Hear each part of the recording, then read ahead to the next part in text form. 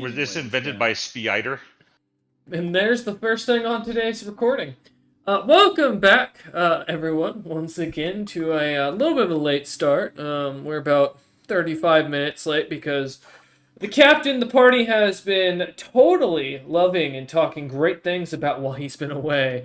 Oh yeah, I love this campaign so much. That's true. That's God's honest truth. That's not a joke. I love this campaign. I'm honest. as he returns back, yeah. Who wasn't like a session ago totally talking about mutinying and killing, leaving Azurus in hell to figure it out for himself. They totally didn't almost leave you in Enmores alone 2 sessions ago, except for the DM having to remind them to go pick you up. Although, in fairness, Wara did die, so, there was a lot going on since you've been gone. Did that Hey, cardboard cutout talk? Huh? Does that cardboard cutout always talk? Yeah, right? hey guys, I'm a real boy. I exist again. Wara goes It's looking around been in the a crew's luggage looking for a box, finds Azurus in it. It's like, I know I've been gone for over a month, but I am not dead. In fact, I am just as foolish as ever, and I did not grow mentally at all. And off screen, the DM just goes, so we never watched any of the players feed him, so we just assumed, like a rat, he's just been sitting there slowly gnawing on his tail for the last few days. I've been eating the wooden boards. The wood pulp sustains me. Right? Nara's eyes narrow when Azura starts talking again, and I hand 2 soul coins to Floor Snap. The bet has been made, the body was not dead, and the armor shall stay in the captain's hands. Oh, actually, speaking of that, actually, no, we'll wait for the introduction to finish. I'll go on to the Yeah, armor. I was gonna say, I will get into the introduction if everyone would like. So yeah, welcome back to the Cryptic Kabal Tuesday Terror season. Well, technically 1 for Tuesday's party, season 2 for the Monster Monday. Session 52, A Will Without a Captain. Last time we left off, the party, after having come back from a traumatic experience in which Wara had, as we mentioned, passed away and been brought back using evil magics that no one's really contended with, but to be fair, the only person to contend with it is Floorsnap himself and Nara, who doesn't have a reason to be invested in this party as of that much, or that to that degree, so... no one really was concerned with the fact that Wara suddenly woke up with horns, looking kind of funky, and, being obsessed with hiding in boxes. And that's really how the session started, with the obsession of Wara hiding and cowardly hiding in boxes, as I would put it. Not hesitantly hiding in boxes, just kind of put that out there for the record.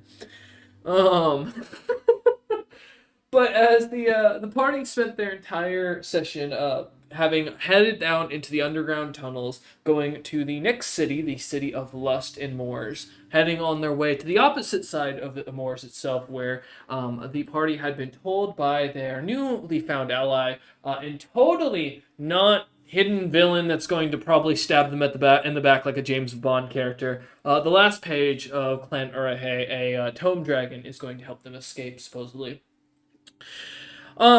However, before getting there, Floorsnap, having been kind of declared the leader of the party when poor Captain, and I do use Captain loosely in this situation, Azurus, would find himself unfortunately stricken away with too many wounds or an ill-fated injury from combat.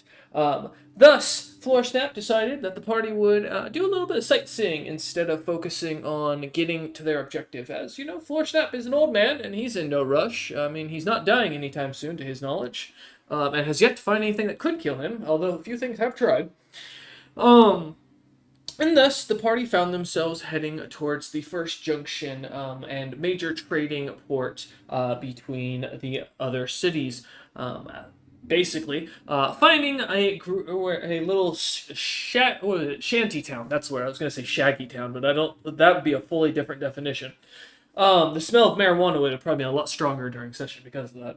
But a small, or a rather large shanty town caught in the middle of a crossroad with a rather large merchant district of stalls, and almost like one of the Middle Eastern markets, the party found themselves kind of walking around and exploring, meeting demons, adventurers, dead, undead, and all sorts of individuals, kind of selling their goods, buying goods, and just overall hanging out. Um, with that, the party managed to find themselves quite quickly enthralled with the stalls, starting with Nara, who immediately found a bookseller who had some information on her clan, the clan of Plefix? Yes, Plefix. Um, as not only would she be given a beautiful grimoire of her family's history, but also a little bit of information from the seller himself, the long spear of Clan Mei Jing. The party would, afterwards, after Nara would head back, go back to meet him once more, as Florsnap, being curious about the individual and having an interest in studying other languages, was interested in finding out whatever research he could, but instead of buying the books, quite quickly and surprisingly, shocked the DM with offering to hire on the shopkeep himself. The long spear of Clan Mei Jing, an expert in history and writing books himself. After a little bit of discussion, the party would have him head back to the wagon with the last page, in which the rest of the party would continue heading into the stalls, finding another shop that was selling other Waras in a box, much scarier and more caveman-like Waras that were quite large in comparison to himself. Floorsnap showing off his own Wara as his example of a trader's or a trade edition of a valuable asset himself in this clear, beautiful crystal box that he had been put on by Nara. Unfortunately, after scaring the crap out of the poor merchant, he and his entire inventory would escape, along with half of the stalls that found themselves terrified of Floorsnap and his goings on, as we'll call it. Shortly after this, the party would find themselves heading down the main street towards the shop stall of another individual, a fey dragon that claimed to be one of the last dragon, or one of the first dragon kings to have ruled all of the dragon lands. Seeing a few of his artifacts that he had collected as with his time in the deep, or in Moors, almost in the deep dark. Very different experience in that situation. The party got to kind of look around at a few choice artifacts, picking up the weeping painting as well at that point as an interesting item for poor Floorsnap to kind of investigate and learn more about. The party would also have a quick interaction, the Floorsnap would have a quick interaction with the God of Death himself, being basically told to go fuck himself. In the kindest of terms, really did not like Floorsnap. And Floorsnap really felt kind of obliged to just leave and not deal with this rather lacking individual. His magic items already deemed not of interest to Floorsnap quite quickly. The party, meanwhile, while going on with this, Wara would find his box destroyed and find himself clambering to another box at another stall, hiding away in one of them that could fit him, somewhat fit him, as he put it. If he fit, he could sit. So as he clambered into an unfortunate box and found himself closed in, he unfortunately would find himself also being picked up by the merchants themselves and almost taken away before giving them the fright of their life when they opened the box itself, I believe. As the poor merchants would freak out and try to run away after the whole incident with Wara popping out, Wara would once again grab another box that, while tightly fitting him, he would find himself sitting into. Because for some reason, Wara was convinced that even though he is not a beast folk, and he's actually more related to a devil in all trueness, because he looks like a cat with a lion's head, he is clearly a cat. And thus, again, if he fits, he sits, as he put it.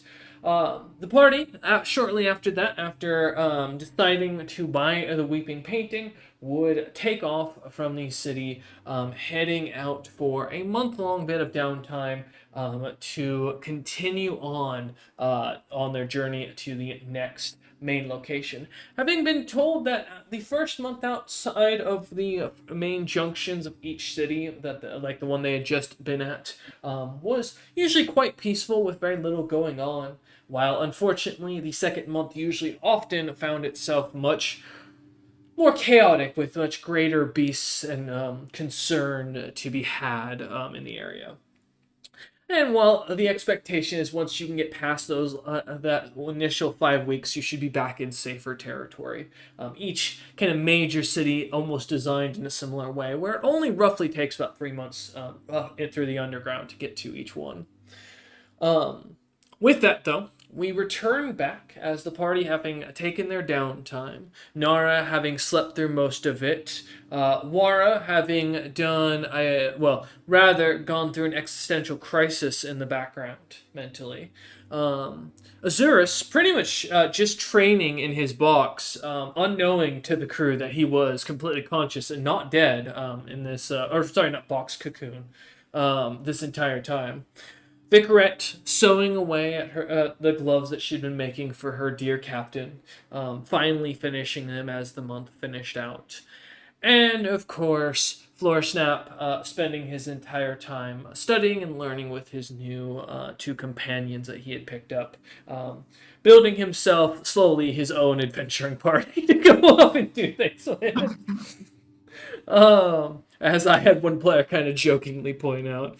We return back once again, though, in session, with the last known year being 65,008. It's an unknown month and an unknown day. The current time spent in Moors has been 5 weeks and 1 day in total. As we return back to what looks to be a late evening, as the party, it's almost impossible to tell what time it is due to being underground, and the fact that Morris doesn't really have a sun. Or really a moon. And thus, day and night is kind of more something you feel from your experiences on the material plane that slowly fades as time goes on. The last month, though, surprisingly, as many of the local merchants had mentioned, was quite crowded in your travels. Many merchants and travelers kind of passing through the same areas. But as that month kind of wind on towards later points, people seemed to kind of guide themselves down separate tunnels, vanishing until finally you found yourselves following a path as the last page kind of guides the wagon through. As he kind of heads through now, coming on to about 6 weeks into or 5 weeks and 1 day into your journey in total, roughly. Not a day past the initial month, you start to notice the terrain has changed. Going from a light kind of but well explored, the ground's very smooth, torches and carvings along the walls, everything looking quite organized and well lived in. Kind of seems to vanish away as the stone becomes rougher, the ride becomes bumpier. You start to hear sounds, less of people chattering and laughing, and more often replaced with the sounds of screams and horrific sounds of death in the background and in the far distance. The occasional ever-burning flame kind of catching your attention that seems to be ignited over a pile of bones or some destroyed piece of equipment that unfortunately must have found its end as you kind of pass by. Flowers that seem to belch out strange gases that as you watch some local merchants that pair up with you a lot seem to get grabbed by the gas and then almost sucked in by the plants as they are gulped away before you're able to make a move. Things down here are dangerous, and as you are told, stopping, waiting, talking to people can be just as rewarding or deadly depending on who and what you do. The ground slowly gives way to more focused paths, though still very rough and very bumpy as you notice, starts to kind of split up as you look outside the wagon, kind of peering out the back flaps and notice a large kind of crevice in the center going down thousands of feet down below, ending in what looks to be a far distant bright orange light that you recognize as something looking similar to a magma-like material, as some stone goes fluttering down into it and kind of bulbouses up a strange, bright, blackish smoke that seems to erupt up, smelling strangely of disappointment and depression as you pull away from it. As the day kind of has gone on and you lot have been traveling, the path has kind of stayed roughly the same. A separate path on the other side where you see the occasional merchant come out of a tunnel and kind of walk along. But otherwise, the other path seems to be split by about 100 or so feet, depending on where it kind of, as it ebbs and flows on the road, of basically nothing but a massive chasm between you and the other side. On occasion, every couple 100 feet or so, they seem to come to a landing that merges back together and then splits apart again into large bridges or natural carved cliff sides that you seem to kind of traverse along. As Azurus kind of finally pulls open the cocoon, erupting like a butterfly, his skin beautifully smooth, his body fully rehealed, every scar vanished. He looks absolutely stunning for his age now, well rejuvenated, like he's been in a spa treatment. I'm back. I'm back in action. Azurus, as you look around, suddenly you're in a wagon that's moving, and there is a Rakshasa, a very short Rakshasa-looking individual kind of sitting over with Floor Snap, who now looks very different, as he now has scales, has boar tusks coming out of him, full-on new appearance. Pretty much everyone looks different now. Nara's bigger. Nara got bigger, and then Azurus, Wara gained his white privilege. Ah, nice. He is now the perfect German. 1,000 hours gives you such a crick in the neck. Yeah. Vicaret's a wasp now. As you all look at him, and as you kind of look about, Azurus kind of feeling your muscles still slightly stiffening and looking around, you also see a tome dragonkin that you recognize as the last page kind of at the front of the wagon driving it forward as the individual who tried to kidnap you last year, remember, kind of comes to, as when you were fighting that apex monster. Hmm. He's also, interesting. For reference, the one who showed you to the tree that teleported you back into town. As I remember, you did actually come back at the end of that session, as I recall. I'm alright. I will also note, the rest of you noticed, Azurus, for where Wara gained white privilege, Azurus has become Native American, as he is now slightly red-skinned. Wait, red? I thought you said I got bluer. Oh, was it bluer? Oh, my bad. Never mind. Do you have a die? Yeah, I he's was about to born ask got you turned angry. into a Merid, because they're the red ones. No, here, let me see what it was. I think it was a fire djinn is what you gained the powers of. No, it was an ice djinn. That's what it was. Yes. He is now bluer and slightly whiter, or not slightly whiter or taller. Oh wow, you didn't get anything other than just turn dark blue. Yeah, no, I just... You look ever so slightly different. I'm just a bit bluer. However, my skin grew thicker. So basically, for the reference to the fans at home, he went from African American to just African. Yeah. As you look about seeing this, it's a whole new crew, as you kind of take a moment, Azurus, stretching out. I am sorry for my long hibernation. Well, honestly, not much changed. Hardly noticed. But in my hibernation, I had some thoughts. I was thinking about what I was going to be doing going forward. And in regards to that, was it Orcalicum armor? Yes. That Nora wanted? All right, gotcha. So, in my mind, at the thought, I was thinking of, that we were less fortunate. We didn't have the money to get going, but after the job being paid off and we got some soul coins to deal with, I have come to the decision I'm going to let Vicarette study it first, just to see if there's anything that she could find out of it that might be useful to her crafting in the future. And then, Nara, you are free to take it. Lovely. Oh, good, good, good, good, good. And as for you, Laura, I feel like it has gone a long time. It's been a long time since we've traveled together, and you're the oldest person of the crew so far in terms of length of service. I do believe you do deserve a raise in promotion. I'm gonna open the box. No, thank you. Here. No? As I peek out of the box. Nope. Oh, come on, Laura. Don't you... I would have thought you would have wanted a larger share of the profits and more booze to drink. Nope. He's become attached to the box. How about a nicer box if we come across one?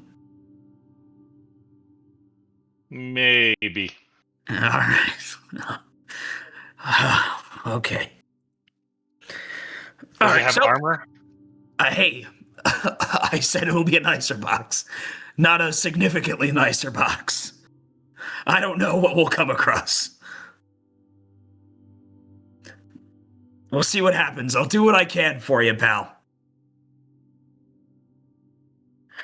Anyways, how far are we away from our next destination since I have been out for a hot days, weeks?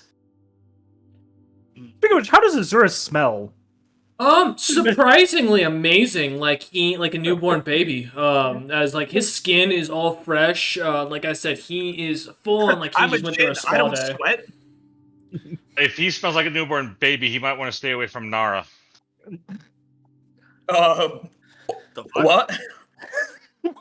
Wara, would you like to explain this? It is Nara, no eating. No eating. does Nara eat babies? Like, Not Just not making as far as I sure. know. What the fuck? Like, I don't understand if Floor Stab caught this stray allegation. Well, what the shit? Nara's eating children now. you know, for a coward, you're throwing a lot of shit right now. I look inside my box. Well, my box is empty. Well, because there's one way to clean up. I'm gonna violently shake the box. Go ahead. Wara, you feel the box kind of like starts shaking like crazy. Give me a strength check, Nara. Oh, goody. Add +7. Add Did- +7. Why are you helping, Floor Snap? Oh, it's my aura. Bro, is aura farming. Okay. My legs pop out of the bottom of the box so I can try and stay standing. Oh, also, You are in my easy time- for me to pick up. in my little gin cocoon, I've been able to do this, and I decide to change my shape into a form similar to Wara. As you do, in the background, Wara being shaken violently by Nara, as Wara's in his box trying to push his legs through the bottom of the box. For reference, it's a box. I did not say it was a cardboard box. Is it like a crate type of box? Yeah, I was gonna say Like most wooden of the boxes are solid wood, so he is trying to shove his foot through a solid wood with nails as he's trying to also make a balance check inside the box. at least War is like strong. Yeah, as you see War kind of bracing himself as Nara kind of shakes the box about as he kind of like his legs kind of do a jiggle, but he manages to keep himself kind of standing somewhat on his knees inside the box. Yeah. It would have been funny if he fucking crit failed and got CTE from it. God, no, okay. Though as Xerus transforms, he does appear as Awara without his bright white skin or his Or are you Are you copying Change shape. So I'm just assuming his form. All right. Yeah, as you do assume everything, but you do not have the horns that Wara has. Hey, look what I can do! I can mimic people now. I'm a silly little mimicker. As you all look over at Azurus, all of you give me a fortitude save as you immediately see the most horrendous creature that is just horrifyingly disturbing to stare at. As this horrifying shape changer stands in front of you. You do not have to. You are naturally okay in this situation, given your own species. Nara and Floorsnap, who've never seen something like this, and that's saying something for Floorsnap, please roll for me. What was it, fortitude or will? Fortitude. Okay. 17. 17? And I hope I don't throw up. 24. Nara, you just closing your eyes and looking away, the horrificness, you are immediately feeling an intense sense of like worry and horrifying concern of a creature that it's not that you fear it's going to eat you, but more that the creature looks at like almost your worst fear, kind of malformed and shape-shifting, and seemingly moving about in an unnatural form that just disturbs you as you look away. Floorsnap fully turns and just vomits outside the wagon into the magma chasm down below as he completely is just appalled by what he's seeing.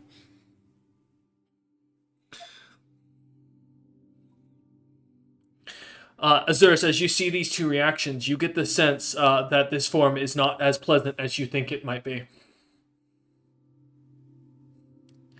Hey, I have a picture of that somewhere, man. I'll send it to you later. It's even got a little elephant in the front. I'm good. No, I got you. No. You asked for this. I didn't. Azurus, are you still there, bud? Yeah. Oh, I've been messaged something. Oh, okay. I'll give you a second. I start to cut a circle barely large enough for my legs and the bottom. You all hear a Looney Tune like stalling noise. I apologize. What had just happened? Short end of it, from your perspective, Nara just looked away in horror and disgust, and Floorsnap just immediately upon seeing your new form, turned and vomited in disgust as well.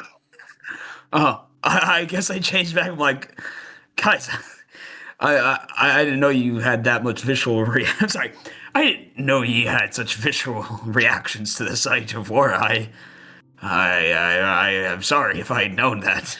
I wouldn't have surprised you with the image of Aura. I greatly apologize.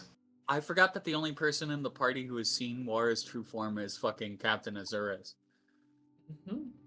Well, also, as shape change is based on the person he's thinking of in this mentality, he just changed into what Wara actually looks like. Which, nice. Yep, is a horrific, basically a fear devil is the kindest way to put what you just saw. A creature that, when it takes its true form, takes on the form of it, the most, the one thing you are either most fearful of or disgusted by, to cause you to run and be afraid of it. Hey, that might do numbers in the realm of lust. Or you might have the opposite effect. No, people are attracted to the things they are disgusted by, right? Yeah, they're also attracted to the thing they're afraid of. Exactly. See? It'll get me through open doors. And stabbed. Yeah. I'm more thinking sex slave, but stab's a kind way of going. Yeah, I'll be getting I didn't say with what or where. Yeah. Remember, it is possible to die from too many orgasms. Be afraid. Be afraid. No, I don't know if I have reproductive organs. I'm a genie. I don't actually They're gonna know. find a way. This is the You have place shape for it. change. You have all of the reproductive organs. Oh shit, you're so right. I'm gonna turn into a kraken. Nah, I can only change into a humanoid or giant. Don't worry. Tentacled for your pleasure. Oh I'm worried about the Ooh. crocodile. no. I'm gonna turn into a dolphin. Get ready. Oh no. I just realized I have a question about squids and kraken and octopi biology that Yeah. I'll need to answer later, because now I'm curious what they do with physical matter after it's digested. Huh. That'll be a question for later. Alright. Anyways, as you see, as you turn back, Zerus, the seemingly both of them seem to kind of immediately stop being affected by the strange form.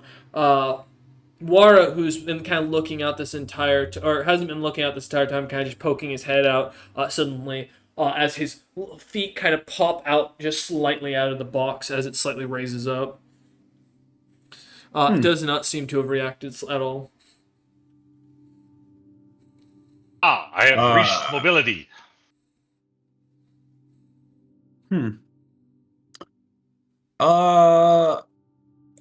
As I look out and see everyone sort of queasy except for the captain, like, did I miss something? Or they just had. I transformed into you, and they had such horrible and visceral reactions. I guess they just couldn't take two of you. Yeah, well, I have changed a bit, so yeah, it's possible. Gonna kind of stare at Wara for a long moment and then look at Captain Azurus quizzically.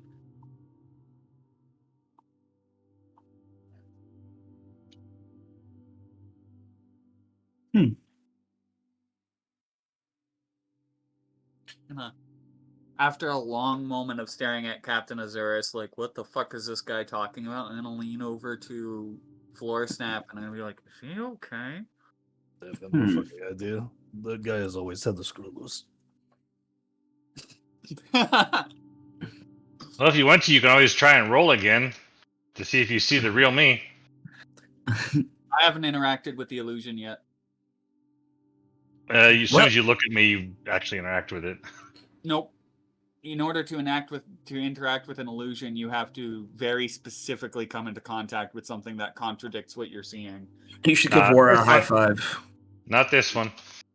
I would have to, like, fully scrub your body down, unless you're the same shape.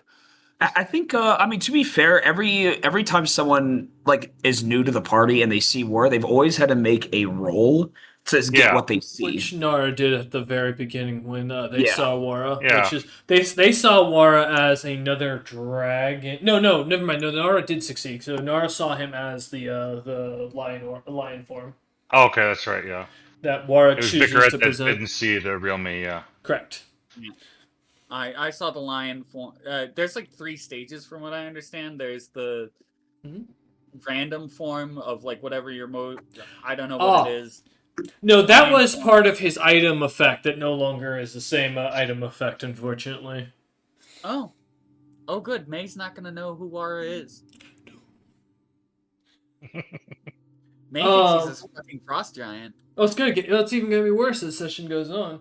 But as Nurse kind of turns back, War kind of seeing all of this and looking about, as Nar kind of mentions that as the two kind of whisper between each other, Azurus, you see Vicaret's listening, kind of as she finishes sewing up the last of the gloves and kind of hands them up to you as she shoves them kind of onto your hand. Thank you, Vicaret. You do feel the sudden kind of like little points in the glove as you kind of like put it down around the scimitar, and you can feel the scimitar able to actually be gripped with the gloves as you pull it slightly out of the sheath, able to actually hold it without hurting yourself. Finally. Wonderful. Oh, cool scimitar. Yes, I finally get to use it. I've been waiting so long. Yeah, understandable. Or like pet my fucking scythe like a Ferrari. Uh-huh. Yes, but an interaction is best served if blades need not be drawn, and I can get money all the same. But it's nice to know I have a decent weapon by my side now. Nonetheless, another question. How did we come across this vehicle, this cart? Well, it cost an arm and a leg. And blood of the willing. The last page, the Tome Dragonkin driving up front kind of leans back into the wagon and goes, he's not kidding. I duck into the box. We can't go back to that town, by the way. Huh. They were not specific. Interesting. Captain starts getting night and flashbacks all over again. Comes back. You did what with a ship? You made it come to life. Except I was there for when that happened. Well, technically, you were here for when this happened. You were just at the you were back at the end sleeping. Well, yeah. Vikret turns to Azurus and says, you left that one unsupervised, and she points to Floor Snap. Big mistake. Yeah. You keep doing Yeah. that. Yeah, you know, I really need to, like, you know, lock in and stay here present during these, you know, wonderful sessions of ours. I don't know what you're talking about. In my short tenure here, I've managed to find a way out. I've secured retinue. I found a way to study a long-dead ancient language. I'm growing more powerful by the day. The last page kind of leans in and goes, "You lost 12 of our crew members." Wait, I grew horns. wait, the 12, like, Hylonians, yes. I didn't lose them. They just decided to go be independent somewhere. Probably conquering some of hell. Man, and I just paid them too. You also go to look for their soul coins that you had been in contract with. You also notice those are gone. What? As Zer's kind of like leaning in, going into his coin pouch, kind of counting, and suddenly and like looking up with like a surprise as he exclaims, "What out?" Because I kept those 12 separate. I even have in my inventory separate because they were the souls of my 12 crew members. Fuck. There just is a small tear of pride on in Floor Snap's face. It turns into a snake and flies off. Damn. It gets eaten by another bird. I was hoping I could some way get my men back. Oh no, that's not possible. Well, if the plan was to put their souls in something else. Deeply not possible as far as I know. Well, I mean, they were soul coins. They had their souls in them. That matters speaking, I think. Well, I guess that kind of at least eliminates that one option of using 12 souls to get out. Last page kind of leans back in and goes, "You're gonna use 12 souls to get out of Morris? Why?" I don't want to be here. Yeah, neither do I, but you don't see me gathering 12 souls. Well, I didn't have to gather them. I already had them. Just kind of looks over at Floor Snap and goes, "And this is your captain?" Looks back at Osiris and goes, my question still stands. Why did you need the 12 souls?" To go through the door. You know, I was What told door? that there was. You're told there's a door or something? He kind of looks at you with like a confused look on his face. Never mind, then. No, I'm interested. I'm curious. I've been in Morris for quite a while. What door are you referring to? You're not talking about the artifact that the First Flame tried to get through. Yeah, that's the one. I was told I needed 12 souls of those I cared about or something to get out. No, No, that's not how the legend goes. Legend goes that you need 12 souls of stupid people that you've tricked into basically being sacrifices for you. They've got to be heroes that believed in you and like honored you, and basically you sacrifice them because they want you to go back to the mortal plane. It's the whole like horrible thing. The first lane basically abandoned all his companions and basically left them to die down here. Well, I guess it still would have worked then. You're praising an eyebrow at that. I had some good men with me. It was going to be a final option to get out. I kind of stroke my chin at this because now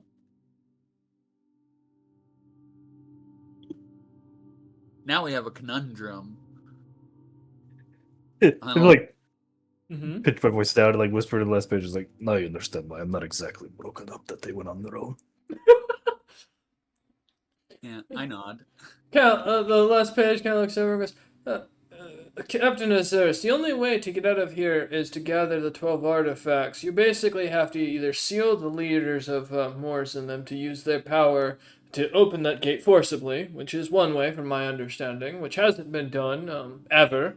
Or, secondly, supposedly, if you can get the blessings of each leader, their power will be transferred to the items willingly. That also is about as likely as Moors freezing over, if I'm honest with you. In no way does this work out for any of us. Didn't that one guy that we were talking to say there who was setting up in Wrath? Mm-hmm. Didn't he say that there was another way out? The guy who owned the inn, or are you talking about the guy with the golden axe? The guy that we came across out in the desert. Yes. He mentioned the guy you guys ran into when you first got here. Yeah, the guard patrol that mistaked Wara for fucking Prince. He mentioned the gateways out, and that was, I believe, the only thing other than mentioning something about the last thought. But I do not recall if he fully explained that. The guy that ended up being the boar or the apex monster we fought, I thought he said he was set up in like Wrath, like that's where his home was, and that he had a way out or something. Oh no, yes, no, that is the last page. That's the Tome Dragon who's taking you, who's basically driving the cart. He's the one taking you towards where you're supposedly getting out, because he said he had to get back to the entrance of Moors to escape. So you guys are on a road trip. I forgot that he was a Tome Dragon. I'm sorry. No, that's fully fine. You came in halfway through the session, so that's understandable. You only met him literally as you were being flown by Floor Snap, basically smacking you. So, yes, that is where you're heading currently for what your party had decided. Gotcha. Well, it's a shame that I don't have those 12 soul coins. I would have liked to at least try to get them back somehow. Last page kind of shrugs and goes, as he leans back forward into out of the back end of the open air, so to speak, and goes, I wouldn't worry about it, Captain. Your crew will find you probably at the entrance if they're anything like what Fluttersnap has told us. Here's hoping. If they make it back, I'll make sure they get their pay. Well, depending on what we get along the way. Well, they'll probably be making their own pay, I'll be honest. I have absolute faith in my progeny. I do too. The last They're page. going to make someone's day miserable. So true. There's going to be a distinct shortage of pit fiends in the area, I'm sure. Just hear of the genocide. The last page just lean back in and go, oh, and by the way, Captain Azuris, I should reintroduce myself since we only met briefly before you were put in that cocoon that they decided to drag you in. My name is the last page of Clan Urehe, the former treasure hoard dragons. I'm a tome dragon that was sent down here a long time ago. Can I get that name written down in the chat, please, so I can add it to the notes I'm going to start taking a lot more of? Yeah. It's last page, like the last one in a book. I want the other stuff. And then the other individual who's kind of like cuddled up next to Floor Snap reading a book, surrounded by a couple book piles, kind of smiles and waves up and goes, "Yes, my name is the Last Spear of Meijing." He is my tutor. He smiles. He is about like 5 feet ish, and has kind of a very tiger-like appearance as far as his fur pattern. As you get a good look at him now, kind of looking him up and down, wearing very simple robes. You do recognize the clan Meijing, or the family that rules the Samog clans lands, or the Rakshasa lands, as you have come to know them as. Bryce, this guy, the way that you did his voice kind of reminds me of Khajiit from like That the Elder Scrolls. was the gag, because all I pictured was when I made this character was a meme of the little cat merchant with his like tongue going wild and his fingers coming together as you buy shit from him. And so that's what I was like, yes, this is what I'm selling, but old. That's exactly what came to mind. Oh, As he That's is fully awesome. just kind of waves at you and smiles and then goes back face deep into a book as he's reading. I like this one. I like both of these guys. They seem really cool. Here, put your own notes. Short, old, floor snap, tutor. There you go. Make it real easy for your notes. As those, thankfully, as you look about, those are the only two the crew has seemingly picked up, and the two, if you want to call them that, construct wolves that are pulling the wagon. However, as is noted, they are rentals, as is the wagon. I don't know who's going to come Wonderful. collect the rent, but they are Well, rentals. you paid for it to basically take it to their facility all the way at the entrance. So you basically have paid for it all the way up until you get there. Now the issue is they can't control you to bring it back within a certain time. So that's and if you die, well, that's unfortunate for them. But hey, Yeah. Insurance. that's why they have the blood spells. Fucking insurance is a scam. No! Exactly. But as you kind of look out, seeing the huge cave tunnels, as you kind of peer out to Azurus, recognizing now that you're seemingly underground and with where the party is kind of seems to be going, you do see a sign that, and I believe you can read / write Infernal, correct? I actually don't know if I have Infernal. Let me double check though. I think I do. Yeah, I was gonna say I'm pretty sure you do. Yeah, let me double check the. I read the sign. No, because I think no, Sure. Azurus can't. It's Kez can. Azurus Okay. can't. Where? The sign reads, pull it up. The City of Lust, Bellatrix Carnus, 2 months, 10 weeks away. I read it out loud. In common, as he reads it, it does, Bellatrix Carnus reads out, the city that wants you. I don't believe that. It wasn't made for you. As Azurus gives a light sing the song as he pulls his head back in, as Wara sees the sign and reads it out loud. Yeah, let's go to Hell Vegas, everyone. Yeah. Last page kind of leans in and goes, yeah, by the way, Floor Snap, Nara, Wara, Azurus, what do we do about the, anybody that we see that's watching us? Because we have some bogey that is coming straight in our direction and is slowly walking towards us. There's only 3 of them, though. Looks like a fox beast folk of some sort. He's probably, as he looks out, a few miles out, but we should be there in only a few moments. So,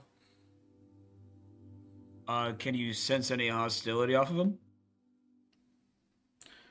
I'm a book reader. Do I look like I'm not a bard. I'm sorry, I don't know the extent of your capabilities. I peek out and sense motive. How far is your sense? Well, let me double check for sense. I mean, you can if you can perceive them, but like I don't That's know true. that you can see Give for me several a miles. give me a spot check, buddy boy. Let's see if you can Spot check them. first, then. Yeah. I mean, I can at least throw off a detect magic. Detect magic is 60 feet. That's also true. It would not be worthwhile. You're just getting a heads up ahead of time to prepare. 14. I mean, so let's see. I'm just doing my. How many feet are in a mile? 5,200. 5,280. All right. So the DC It's would going to become be 102. about 15,000. And plus, Zawar, as you kind of look back, you kind of see something, but as you look over at the last page's face, he is wearing what looks to be like some sort of strange glasses like item on his face that he kind of like is taking off as he puts it away. Hey, last page, do you mind sensing their motives? No, I'm joking. Just because I can see him, that's still a far fucking distance. Don't give me a sense. Yeah, It moved to the left. Clearly, he's mad at us. Good though. I sensed motive at a 17. Well, at that distance and without being able to spot him, this seems like a tense situation, Nara or Wara. Well, if I don't know about y'all, I think we should maintain course until we get a bit close enough to see if we can gather what their intentions are. I think we stop at favorable terrain and prepare for a showdown. I agree. Last page looks over at you and Hope goes, for peace, prepare for war. "What's favorable?" All I like look at the cliff edge and like, that'll do. Favorable is striking first. He nods at that and goes, "All right," and kind of whips the lash, continuing the constructs forward. What were you saying, Nara? All right. Well, I'm gonna. What kind of armor is Azurus wearing? That's a good question, Azurus. Hold on. Something's just started playing on my laptop, and it's being very loud. Bro, I told you to turn off the porn files. Is what happens when you go without protection. Listen, I used the banana spider, and it wasn't going down. You turned the AI on. It's so sad in this day and age. I was doing what I could. All right. It's so easy to hook up with a banana spider. right. It should be even easier. You just I go- have fixed it. Please, what was your question again? What's your armor? What's my armor? Uh-huh. Yeah. Gotcha. My armor class right Not your now. class, what's your armor? Your literal set of armor. Like She's leather, asking- studded. I have Dark Leaf. Dark Leaf. Okay.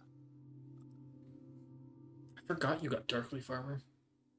Yeah, because well, I was able to buy it because when Azurus came in, I had enough cash to purchase Dark Leaf. Oh, I remember. Alright, Nara, you doing anything with that or no?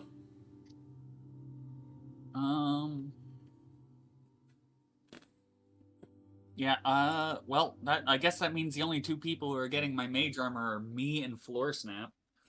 Oh yes, Floorsnap, known for needing it.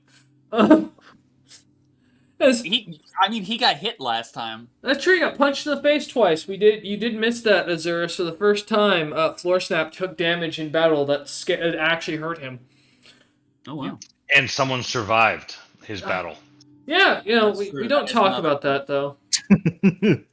he will. They are now He a will have prophet. nightmares forever. Yep. But as you kind of continue on, the wagon kind of moving at a decent pace as the last page kind of keeps the wagon front flaps kind of opened as they're pinned kind of up onto the sides to give you guys a clearer vision. About another 5-10 minutes kind of pass by as you finally come within closer to eye shot as you see, well,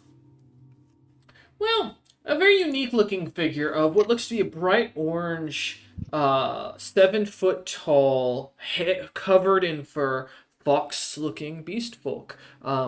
Their eyes, even from this distance, kind of brightly glimmer with two different colorations of what looks to be something more to do with their outfit, as one side of their outfit seems to be bright, flavoring a bright bluish, almost like ice blue kind of coloration, highlighted with bits of silver to kind of bring out the blue color. The other side seems to be almost a deep red, crimson in coloration, highlighted by a very bright gold, but almost an entire noble's attire as the individual kind of walks. Am I about to be Indigo Montoya?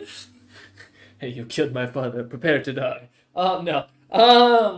As this figure kind of continues walking forward, they're covered head to toe in what looks to be glimmering bits of jewelry.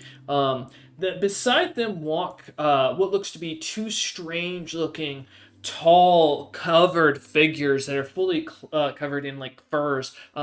The only thing really that's distinctive about them is they seem to be quite large and broad-shouldered. Both of them seemingly having, instead of hands, look to have small daggers, medium-sized daggers kind of poking out, almost like an Assassin's Creed kind of like arm blade, as they kind of walk menacingly, not towards you directly, but due to the fact that they're crossing, or they're on this side and seemingly going the opposite direction, they are coming across your path as you look on in full reference for an image. As the figure kind of continues to get closer, do you guys want a sense motive now, or like spellcraft now for magic items and like danger? Yeah, I can. I'll toss a sense motive out there. Okay. I'll assist. All right. All right. Yes. I don't have sense motive, but I do have search if they have anything hidden. Sure. No, I just added 8 to your roll. All right. I gotta find what my actual roll is. Ah, there it is. It's the one with the dice. It's the one with the dice. 26 for floor snap on search. All right. So I rolled a 15 and what Roar rolled an 8? With a plus. Yeah, 8. yeah, plus Okay. 8. So 23 15 total. plus 8. All right. Okay. What do you think, Laura? What do we got here? As Creatures. there's two of the you kind of look at this figure, you definitely sense not hostility, but almost a strange indifference towards you, as the figure doesn't seem to have a personal opinion of you whatsoever. It does catch both of your ears that you hear his stomach slightly grumble a little bit, as if the individual is slightly hungry, or rather hungry. But otherwise, yeah, his indifference seems to be more of something that kind of puts you on a eerie edge as he looks at your wagon as you kind of start to pull up closer. Floor snap with a 26 for searching him for items. Yeah. He is not carrying any magic items immediately that catch your attention. His ring does glow slightly, which gives you the sense that it probably has some sort of arcane power to it, but you don't see any markings for anything you've seen before, which is unique. His necklace seems to have a glimmer of a purple eye that looks to be something you're not familiar with, but enough personally to know exactly the item, but you do recognize psionic powers when you see it. And lastly, you do notice his tail, while it does sway, it does not sway like a Malian. It's more like what you describe of an octopus's tentacle or a kraken's tentacle, in how it unnaturally bends and twitches. Um, but as you guys kind of pass by him, he kind of waves over at you all, and goes, "Ah," as he speaks in. Give me a second. I'm finding my list of languages here. Do do do do do do. Ah, cool. As he kind of speaks in what that sounds like, or at first it starts with Infernal to see if any of you understand, and goes, "Excuse me, my wagon seems to have broken a few miles away, and I'm wondering how far the next town is to find out a replacement." I reply, there's a sign we just passed that gives distance and time to locations. As you say this from are you saying this by popping out of the wagon, or are you staying where you are and just responding from where you're sitting? I'm responding from where I'm at. Yeah, looks up. In Infernal. Yeah, he looks up at the wagon and goes, "Ah, you have friends. May I introduce myself? I am Lethium, a mage of the. Well, I don't know what time period it would have been called now. It's been too long to remember." I translate this, of course, and I go, Uncle, you might be able to help him with this time thingy. I give him like Well- an eye up and down. I was like, oops. I assume So I- he's coming from the city of Lust, and he's looking to go away from there. He seems to have come from that direction, yeah. Okay, so in Infernal, I say, are you coming from Lust and are you leaving Lust? And what time period did you think you were in? I did visit the city itself, a beautiful, glamorous city that Valatrix Carnus is. I spent some times there, enjoying myself with Lady Cupidus, but I am now heading towards Gluttony, as I have compatriots there I was supposed to meet with. And as far as the time period I remember, it's been so long I can't. I guess the thing I remember most was my youthful days as a young adventurer. I met with a group of frog people. I don't recall what they were called. Quite kind, though, they were. They were interested in my research at the time. I was studying dragons and how to create a plague from them. A meeting with a very powerful member of my kind of pauses for a second and kind of looking for the word as his eyes shifts about and goes, "Society was taking Groan. place and he had He an says the word interest." frog. What was that? I groan when he says the word frog people. I'm like, do you speak common?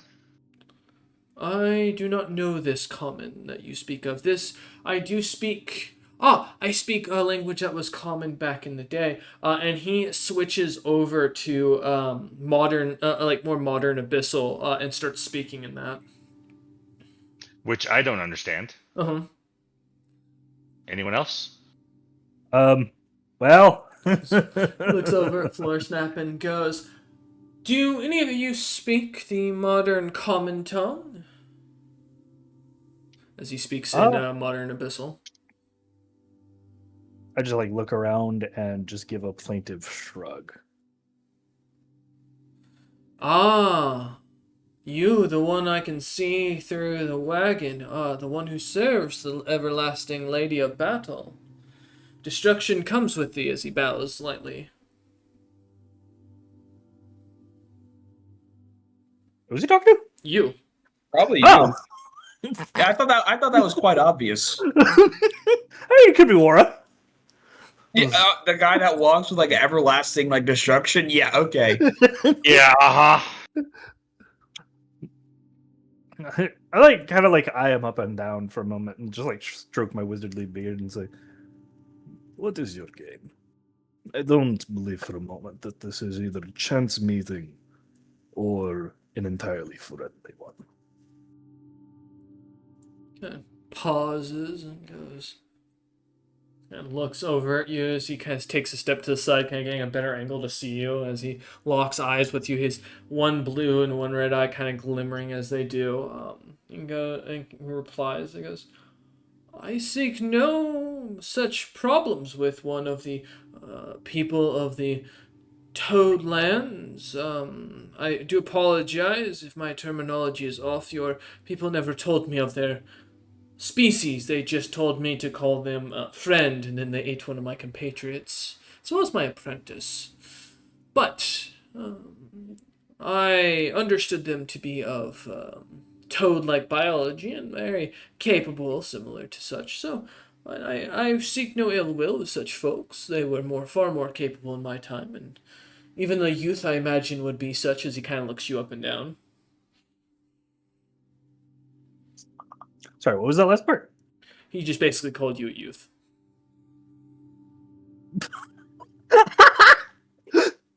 I just like blinks like, been a long time since somebody told me that. And looks at you and goes, "Are you not one of the ones left over from the end of the age, like so many claim to be before they're tasted or taken away from to limbo?"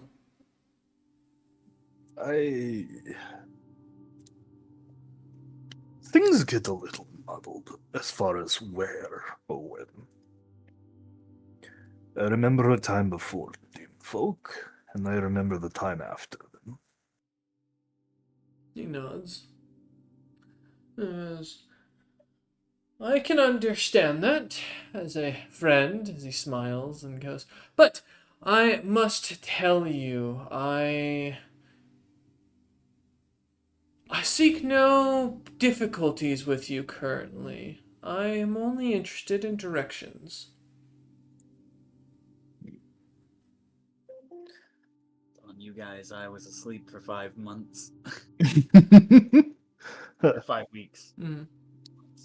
Tell me something. It doesn't matter. Are you a squid? He looks at you and goes, have a slight offended look on his face and goes, "No, why?" Just curious. I mean, also no offense. It's what I grew up calling. Gives a raised eyebrow. As he does, he kind of takes a step forward and goes, "A squid? That's rather rude. I'm clearly nothing but a beast folk myself, having grown and lived during a time period of enslavement and such. I see no reason why you'd assume me to be a creature of such magnitude." I just kind of give like a patient like smile as I quiet. Of course, my mistake. In any case, the only place that we come from is a month hence that way. And nods at that and goes, "Perfect. Do you mind giving me a ride, or are you going the other direction?" We find ourselves heading in the opposite direction. He nods and goes, "Understandable. Your friend mentioned knowing of age, you know of ages beyond. May I ask, do you know what is of the modern world and what has changed, as my understanding of the timeline has mixed up myself?" Oh, most things change. When given enough time, there's been hundreds of millennia passing since the age that you think that this is the modern tongue. So, more than can be expressed in a conversation. Nods at that and smiles and goes, "Interesting." Kind of looks at you and goes, "Well, I appreciate your answering of my questions. I don't wish to take up your time any longer. I am on the hunt, truthfully, for an individual, and I don't think that you are, unfortunately, my prey as I was looking for.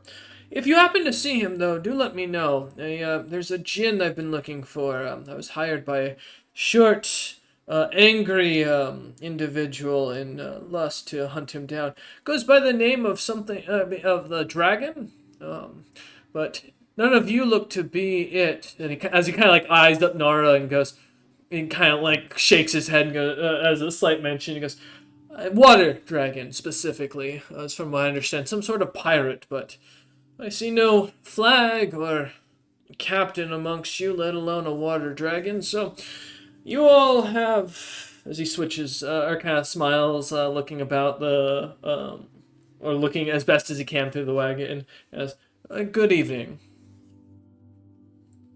Like a small bow in return. It's like, "You as well." From the box in Infernal, I say, "Okay, bye bye now." Starts walking away. His two compatriots, kind of large, kind of slowly and clumsily stepping and stomping as they pass by you, following directly behind him. Kind of smiles as he walks off, gives an eerie kind of look back at the wagon, one last glance, kind of locking eyes with Azurus for a moment, and gives, as he does, seems to kind of look at Azurus and licks his lips very, very slowly, and just gives a light grin as he turns and continues walking away. Fuck. What? Did you translate any of that, by the way? Actually, yeah, that's a great question. If you do, then I'll say fuck. Yeah, I'll give you the rundown after the fact. I think I was way too focused on paying attention for if he was double speaking the entire time. Watching to see if his tail twitched in a weird way or something. Well, it's I don't trust anybody that says they're remotely close to old as I am, because that means bad things. I will say, Floor Snap, you get the feeling he was not lying. Yep. I don't exactly have the best sense motive, but what he was saying checked out as far as factual basis. I do fully believe he's bullshitting me though, and is likely a squid. Dragon? A Jin who calls themselves a dragon? That's pretty ridiculous. Yeah. Yeah, crazy, right? You pass by seeing a wanted poster on the wall of this dragonkin that looks eerily like Azurus, but like a water dragon version of him, and below it reads, "The tear that continues to cry, wanted by House Crump." That looks nothing like me. Oh, I think at first mate misses you. No. Wait, is it wave scales? Is not. That does not. It does not look like wave scales. Thankfully, that would have been funny though. Hey, because I know wave scales was operating under me as well. Maybe there's a little confusion out there in the world of. No, thankfully this one looks like more like a one of the Wulong water dragons. Do you not remember who your first mate was? Crump. The House of Crump is the one putting out the bounty. Yeah, but I don't know Or the why they would afterlife? make me. Well, I don't know why they would make me look like an actual dragon if they know who I am. It may be that Crump Jr. is just a shitty artist. Well, that's also probably very possible. Or they got their stories mixed up and are now blaming someone else for you disappearing. I don't know, but hey, the fact that there's, even though it's similar to me, I don't look enough like a dragon for it to, hopefully get me caught. As Azurus points to the long neck the drawing has and the very large and voluptuous nose of the creature. Oh, what were you saying though? Whatever I said that guy's probably bullshitting and is a squid. I don't remember. Damn it. Can't you? I look at Captain Azurus for a long moment. Can't you change shape now? You could just even if. First off, the guy did say Jin, right? So he knows that he's looking for a Jin who calls himself a dragon and not an actual dragon. So maybe, I don't know. What else? I'm almost certain. To be fair, I'm almost certain he's already clocked me. Azurus kind of lightly pokes his head out of the between the flaps of the back of the wagon just to kind of glimpse through without letting himself be seen. And there's the fox guy is gone. Yeah. Also, the whole wagon falling apart thing is a little suspect, considering he moves faster than the wagon. Oh, trust me, I didn't believe a word of you saying for the most part. Yeah, I wouldn't have. I might have believed. Well, I think the one thing I do believe is that he came from the city of Lust. Potentially. Also, casually dropping the name of the Princess of Lust is a bit of a power play. Yeah, so let's hope that those wanted signs are merely fabrications, and that I am not wanted by any powerful person in that city. Will And do. anyway, I could just change myself to look like somebody else. Yeah. Like me. I don't know Boris if I is want poking to. his head out of the box. Wara, I love you, man. I don't know if I'd actually want to go around and make people throw up and scared of me. Which that would be good on board the ships, however, back home. That would be interesting. I would not recommend trying to transform into my shape. It might have irreversible consequences for your soul. Yeah, I already kind of was like never gonna turn into you anyways. As So you I look, mean, you're not sure at this point if he's a frog, a toad, a dragon, and a boar, some sort of demon. Like he could be. There's so many mixtures of things going on with this man. That's a complex figure. Honestly, you would have listen, to use you're stronger- like in the most polite way possible, Floorsnap. I think you are as complex as a like 3,000-year-old aged bottle of wine, and I feel like it's an understatement. The headline was straight vinegar. It's a complex taste. and spicy. Exactly. That page kind of leans back and goes, "So when we make camp tonight, we expect to be we should be attacked. I assume we want to camp somewhere favorable for us then." Indeed. Yeah. That's the hope. You know, it's You hope we get attacked? Hey, kid. No, the hope that we find a spot that's favorable. Well, if there's a cliff to throw them off of, then that'll do half the battle. He probably has a method of like airwalking or something like that. Yeah, maybe his friends don't. Who knows in this freaking realm? you watch. I look at I feel like the last page and I look at each other and then scowl slightly when he says who knows in this realm. As a giant like magma worm kind of like surfaces up, climbing so large up the thousands of feet up the chasm and like dives back down in as it kind of peaks up near where you guys are and then drops its head back down, disappearing into the river. Bye, Fluffy. Truly a unique realm. As you lot kind of continue on, though, keeping your eyes out for other individuals passing by, you do see a few other interesting adventures here and there catch your attention, but nothing that like sticks out overall, and none that seem to stop to speak with you lot, thankfully. But as about 5 or so more hours kind of go by in the day, finally, the last page kind of comes to a stop. Unloading the wagon, kind of getting up to get kind of a stretch and kind of untying the constructs as he takes them over and starts working on their feet, kind of tearing out bits of rubble that kind of lodge themselves in, as well as trying to get the mechanisms to kind of oil up as he works basically the maintenance for this wagon for you lot.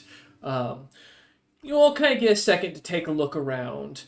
And you realize the last page's idea of a defensible spot is a little different than probably what you lot thought of. As you see this beautiful... So where's the spot that we're gonna be defending? You know, I'm getting to that, don't worry. This beautiful little chasm point here of a four-way turn as it kind of takes you to the bottom right area where it kind of blocks off on the cave and stops there as he starts kind of setting the creatures aside and looks at you lot and goes, "Well, this is the best we're gonna get for a few miles as far as any sort of terrain that's different than just a side-by-side. If he's following us, he'll come this way, and then he can go. You can easily get knocked into the lava or knock him in the lava." Wara, can you fly by any means? You hear a good at mad jumping. giggling coming from the closed box. I don't know Only if if that's someone else does it. That's what I feared. Laura, if we must get into combat today, how do you think you'll fare? 50-50. 50-50. Huh. So Don't we're hit in those the But in the bottom map right. part. Yeah. Where the tunnel kind of like has two sides to it, Yeah. so it's more of a funnel. Okay. Yep. Is it a dead end tunnel or does it keep going? No, that continues back the way you guys had just come from. Okay. Yeah. I'm gonna walk myself in my box to the opening of said tunnel Okay. and plop down and just be a box in the road. Man is trying to be a mimic. This is your Fucking ploy. Solid Snake. This is his Honestly, ploy all the yeah. time. He wants to I be. was about to say this is Solid Snake right here. He's invisible by Duran Duran. It's John Invisible. Huh. No one in the world. As the song "Now That You're Out of My Life, I'm So Much Better" comes to mind. Staring at the You thought Staring I'd at be the weak box. without you, but I'm stronger. Yeah. Go ahead, Nora. Sorry. I'm gonna turn to the rest of the group and I'm gonna say loud enough for Wara to hear. He's like, he does remember that the fox guy can specifically see through terrain, right? Like he very clearly showcased that with Floor Snap. He knows that, right? Well, it's not exactly about seeing. I think. Well, maybe he doesn't. But No, at he- least it's still a defensible point, nonetheless. Wait, what are you talking about? He specifically like walked around to look at me. Yeah, he did get a better Yeah. angle look at the in there, but he did did mention that he seemed to be able to eye up where Wara was, even standing on the other side of the wagon. Yeah. Nonetheless, I think War being placed at the mouth is probably a decent spot for him defensively, anyways. Ah.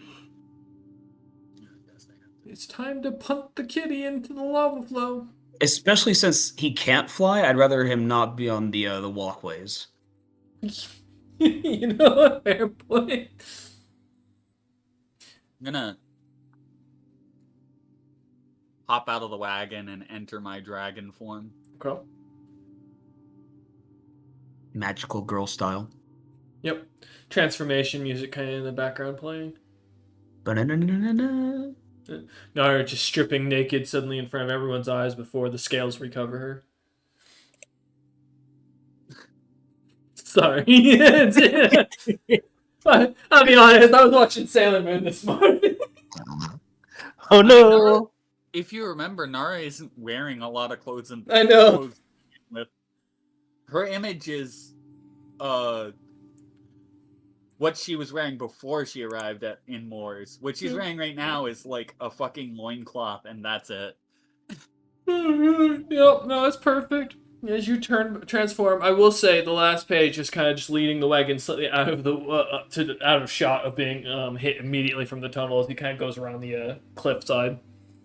Yeah. How high is the ceiling on this tunnel, by the way? 255 feet. Ah. I'm engaging my ancient squid hunting tactics, which is to sit in cross-legged pattern and think as hard as I can on the most confusing things that I possibly can with my chaotic fucking brain. So when they try to read my mind, it fucking acts like a flashbang. Okay. I'm just gonna climb up the face of the rock and look for a place to roost above. Okay, give me a search check real quick. Okay. And then we'll do the climb check. I have a natural climb speed.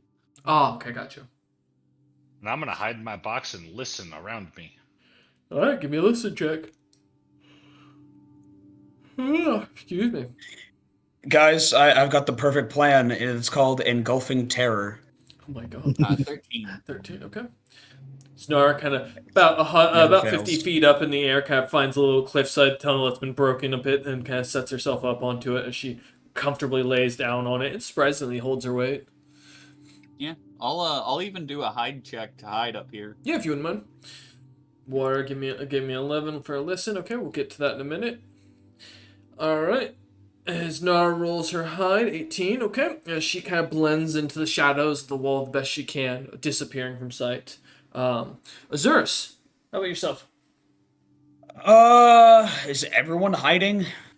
Well, Wara's in a box listening. Floorsnap is sitting in the middle of the road, thinking confusing thoughts while meditating and floating. And Nara is hiding at the top of the, well, not top, but up on the cliffside.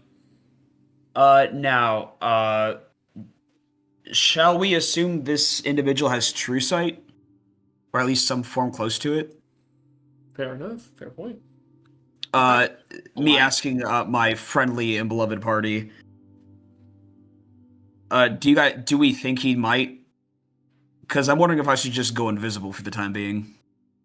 Again, worst case scenario that he can see you. Best case he doesn't. But Yeah, I'll just turn invisible. Then I'll use my Jinn ability.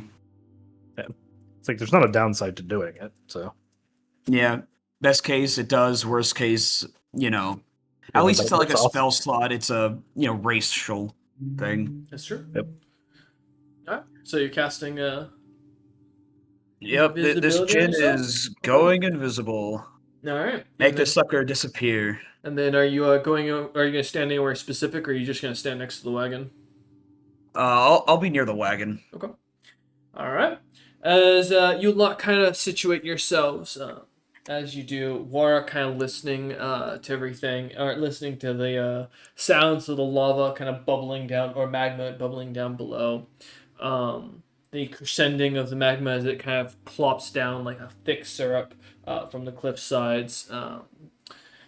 And the creepiest and eeriest whistling sound as you hear in Infernal, "The fool is coming, the fool he runs, the fool will be killed, and the king shall run." As this almost eerie infernal song kind of continues as you hear the same individual from before, the pull up my name again here, Lethium. I don't think he was going to the City of Greed. Shocker that. Or maybe he was because we were there. Wara in the background quietly singing to himself. He's like, "How did ever Cotton Eye Joe? I be married a long time ago." He's got a survival song going. Man's full on going for it in the background. You told me to sing it. I was joking. I didn't mean this. You had to. You're not a bard. Hey, no, hey, fair enough. Good on you for If committing. you want me to actually sing it, I'll show you how much a bard I am. No. As the individual kind of continues getting closer, as he gets within 100 feet, he kind of stops and whistles down and goes, "Hey, Frogman," as he speaks in Abyssal. I try to make the box as intimidating as possible. It's a box. Hush, go sit down. I like slowly rotated air so that I'm facing him, but I'm still focusing on my confusing thoughts. I think Frogman's a racial slur. So I thought you didn't have no dragon with you. Why do I smell him? There's not a fucking dragon. What? Well, there's Nara. He calls himself the dragon, though, and you dare to tell me a lie. I can't deal with liars now. Especially from some no good frog person that's less than the gum on my boot. Oh god, he's southern now. And as he kind of takes a second, and you start to see his body slightly shifts, and he grows a bit larger, finally kind of getting to the huge size, and you see his arms kind of shifting into long, stranded tentacles with sharp, needle-like points at the end as they lash out, his body becoming more wide and kind of rumbling about as if worms are kind of almost filtering through the entire thing as he kind of continues to talk in Abyssal and then finally switches to Common. He goes, "Oh, Azurius, I'm coming for you, young sir. The family has hired only the best, and I'm here to ensure As please, everyone, give me an initiative roll. All right. Oh, do I have to? No, I'm Yes. joking. And Floor Snap, so you said you're floating off the ground, right? Fantastic. I'm gonna be touching your butt here in a minute. I don't think you want what? No. You're gonna learn. All right. Session 0. No anal rape in the fucking No, campaign. no, Hold up it's now. happening here now. All right. Nara got a 6. Okay, we're at 17. All right. Leave my butt alone. 17. 17. All right. 14. You and I need to do what, a dex off? What'd you get, Wara? I got a 17. Oh, yeah, I guess we do. Who has a higher dex mod? My dex is a 16. Gotcha. And Floor So is mine. then yes, you do need to roll. Please. Wait, I have a solution. No, I just gave Wara- him the solution. Wara, I use Nerve Skitter on Wara. His initiative goes up by 5. Oh, I mean, to be fair, I would have just let him go first. Floor Step, what'd you roll for initiative? 14. 14, thank you. All right. Can I have the nerve scanner? I hit the kitty with some meth. All right. Well, it doesn't really matter because Mm-hmm. DM's going number 1 and number 4. So last. No, that's not what that means. I was doing my rolls without mods. What do you mean? Yeah. If you have a plus 13 initiative, I think I'm cooked. Surprisingly, I don't. Unfortunately. Honestly, No, it's only a plus have 30. as high as a 14 right now, pretty easily. So sorry. What are you giving? So what's Wara's bonus? I'm sorry. That you giving? I'm at 22 now. Got you. Okay. Thank you. 22. Is there a ceiling to these tunnels, or is it just kind of like a ravine? 255 feet. Oh yeah, it's 255 feet until you hit the rocky ceiling. Correct. Gotcha. Alright. Well, unfortunately, Floor Snap, I have bad news for you. So I'm still going to get the surprise round off. Aww. How? I was looking right at him! Not from him. His cohorts. You saw 2 other dudes with him earlier, remember that? That's fine, I was just like, wait, No, wait a yeah, minute. it's not him. That'd be way better. I'd have way more options here. No, you remember how I said I was about to touch your butt? Mm-hmm. So I've been tunneling for a minute. I have a good news. My mage armor lasts for 10 fucking hours, so Hell yeah. you're still covered by it. Hell yeah. Unfortunately, within the 6 seconds I would have needed to get to you after he started talking, would have been enough time for the discussion you two had. So I'm gonna dig out of the ground with my first one. As you see a large kind of stone and metallic construct-like figure, almost kind of put together with bits of flesh and bone that seem to kind of hold as joints, as this horrifying creature with massive spikes on its back kind of pops out of the ground. What looks to be a bunch of heads kind of on them of different creatures from different time periods, displayed almost as trophies. Some weared down to the skull, some fresher and still fleshy.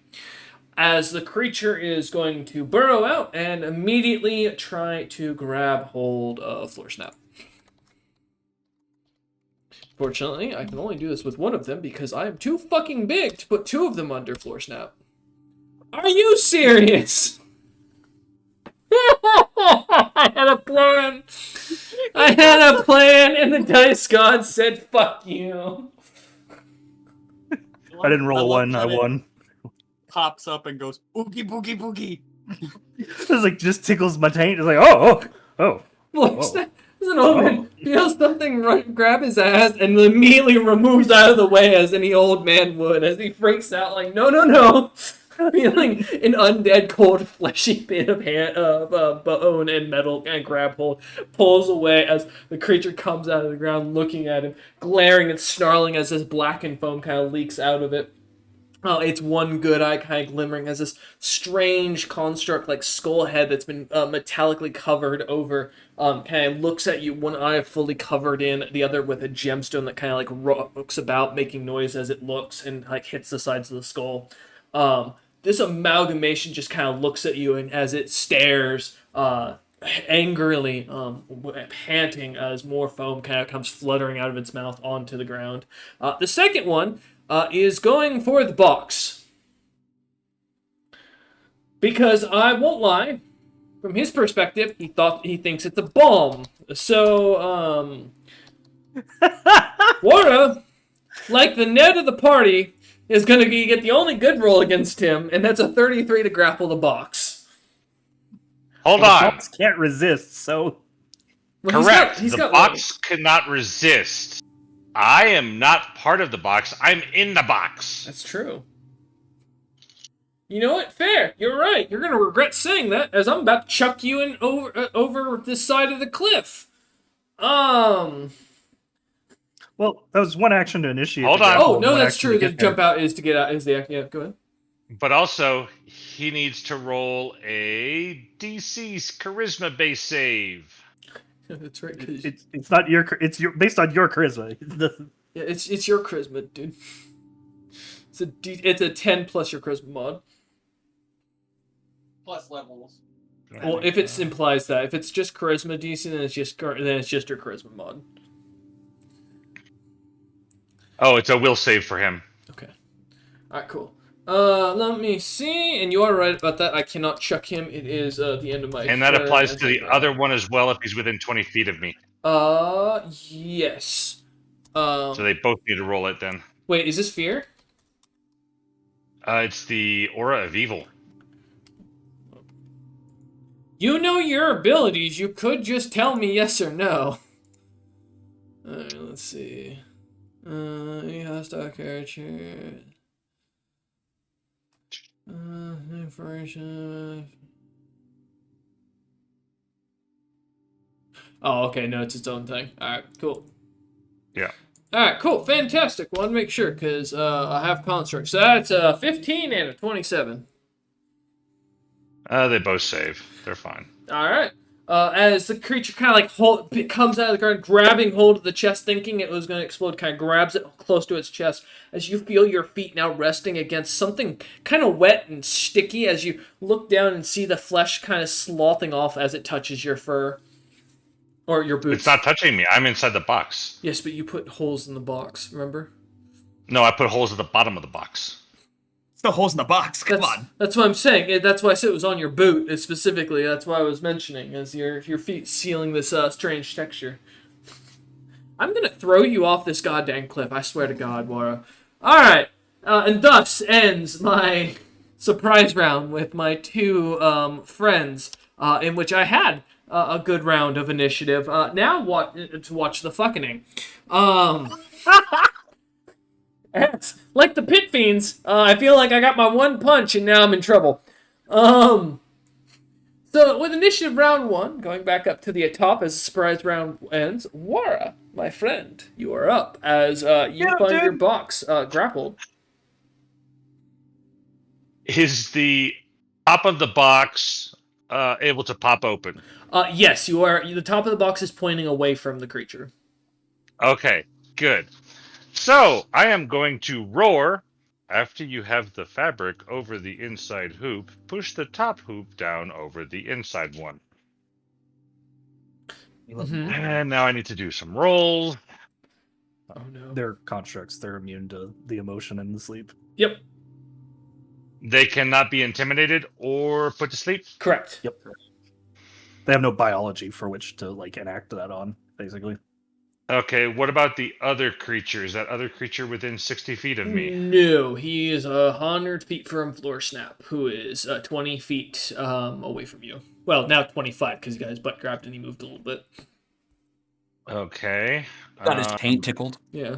Shimmy, shimmy, shimmy, shimmy to the left. Cold taint tickle. Like, it's one thing if it's a warm, kind, caressing hand. It's another thing when it's a random, cold, dirty stranger's hand that's like grabbing you when your eyes are closed. It's like sitting over in a graveyard and the neighbor who's underground just grabs your butt. No, more like You ever- you ever taken a shit on a train and feel something grab your ass in the middle of the night? Hell no! I always hate it when that happens. It's happened to me like Y'all 5 need to times. stop going to that fucking area. My God. Hey, it's in my own bathroom. The wildlife here in Florida is crazy. Well, this is going to last for 11 rounds. Living rounds of rage. You got to be careful with the toilet gators. Yep. That's what we call them now. It's like the lizard, the trailer lizards or the trucker lizards. Man, the alpha meth has been going crazy over there.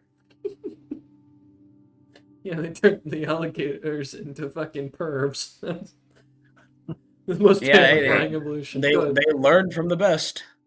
Mm-hmm. Well, since I am not moving, I'm Yes. going to have 3 attacks. Are you going to attack me through the box? No, I'm popping out of the top. Ah! Alright. I'm bringing my scimitar down onto it. Here's my first one, 25 to hit.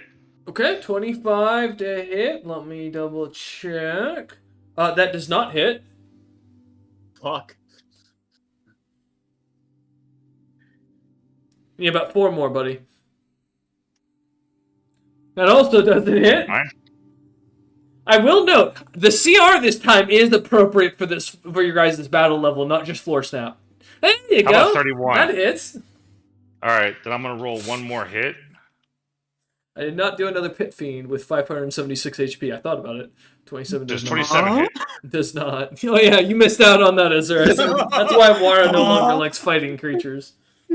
Yeah. All right. Is it too late to throw a smite on there?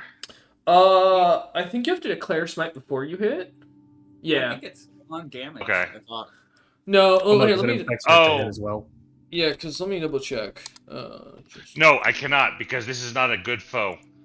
Yes, doesn't correct. matter. I am not. My alignment. My alignment is lawful neutral. Can confirm. Okay. Do you have a smite good? He does. He also has an Yeah, aura I of do. evil. Have you caught on to the theme of Wara yet? Also, His from name good is and Yes. yeah, Yin and Yang. death knell. Yeah. He also gets an ability that instead of laying on hands, he gets to remove thine hands, which means he takes HP. Yeah. So I need to take a look at the 31. Yep. Yeah, hit me with that if you want to roll for damage. Also to confirm, I assume your blade does not do adamantine damage. No. Okay. I hope you can hit above a 10. Hey guys, do we think that lightning damage might do something to this construct? Hence? Please don't. It might charge it. Actually, these are No. constructs, right? 15 damage. 15, and that's just magical slashing and piercing? That's just slashing. Okay, got you.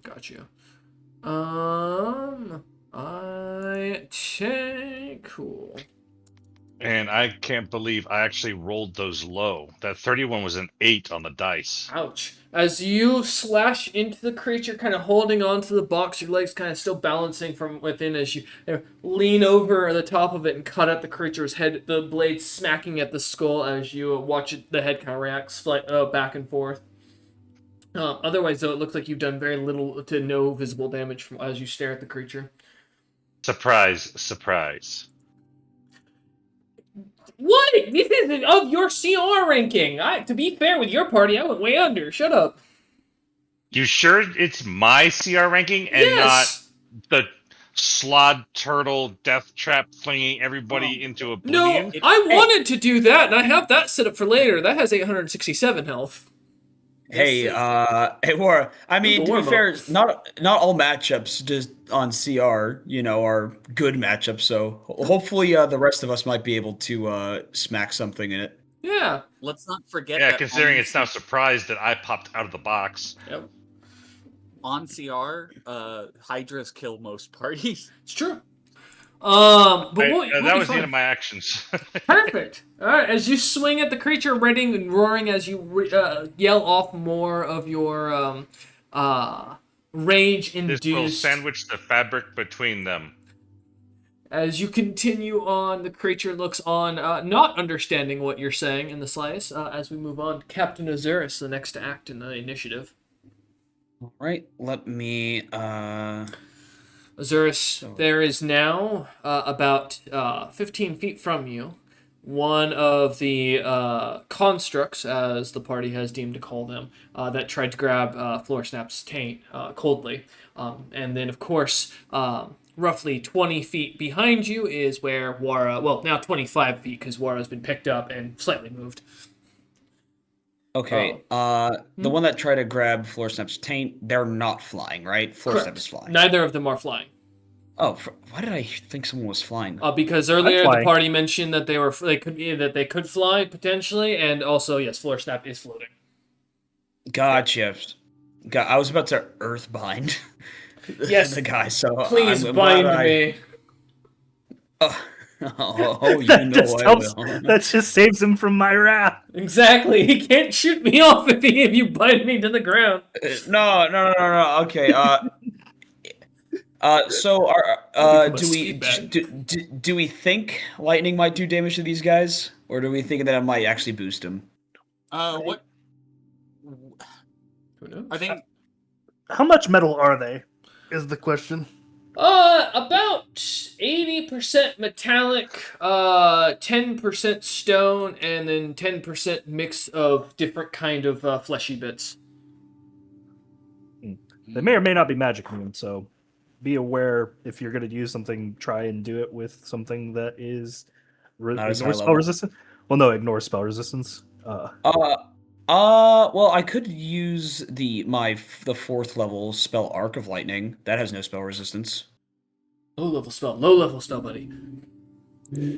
No point wasting spells if they're gonna be immune to it. Jesus Christ. Well, my 3rd level one has spell resistance. Well, so magic immunity for like anything that isn't the fucking dragon bone, because that shit's just poorly written, just gives it infinite spell resistance. It's not actually immune to magic. We'll also confirm these are not dragon bone. Yeah, because we would just die. Yeah, Nara would just try and grab as many of the crew members as possible and leave with them. It's up to you. What you want to do, girls?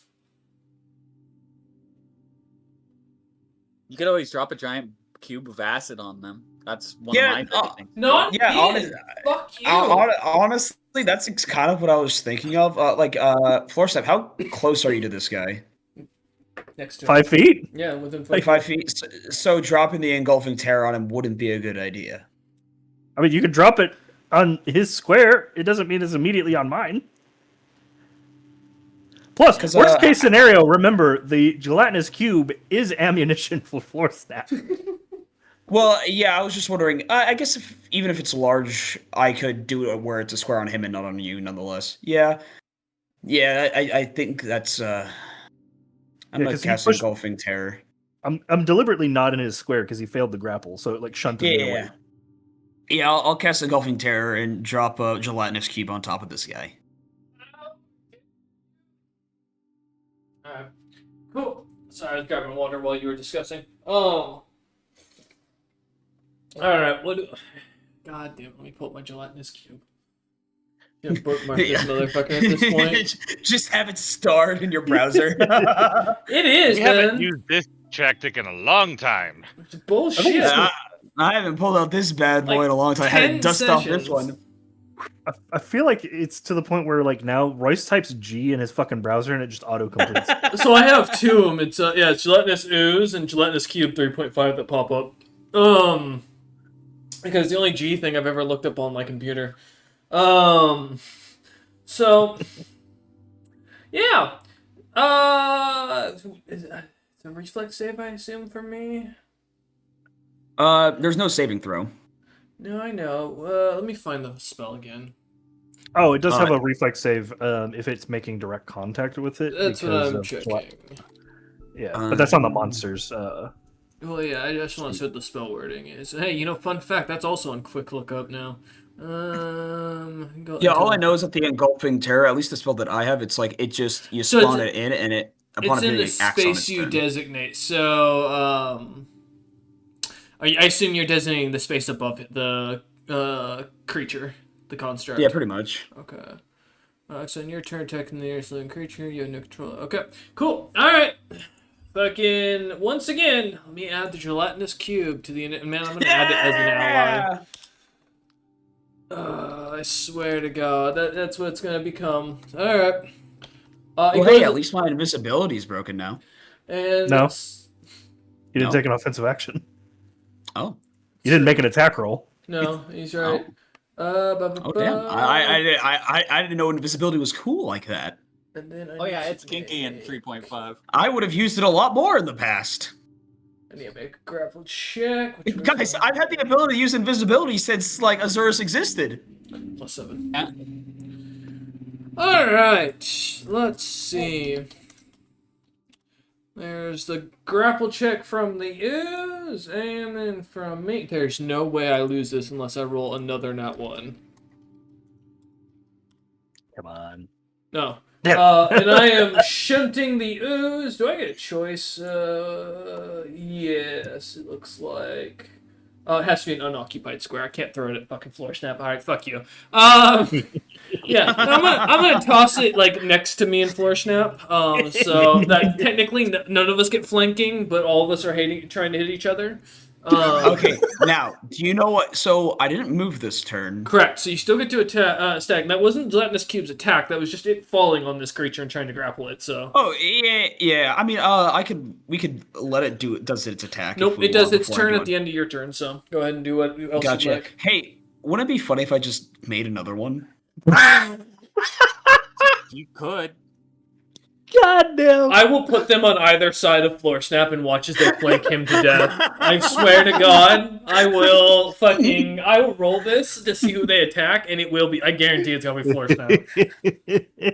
If he dies to the gelatinous cube, you're gonna feel terrible. I will be amazed if they manage it. 3 crit confirms. I just eat floor snap's head.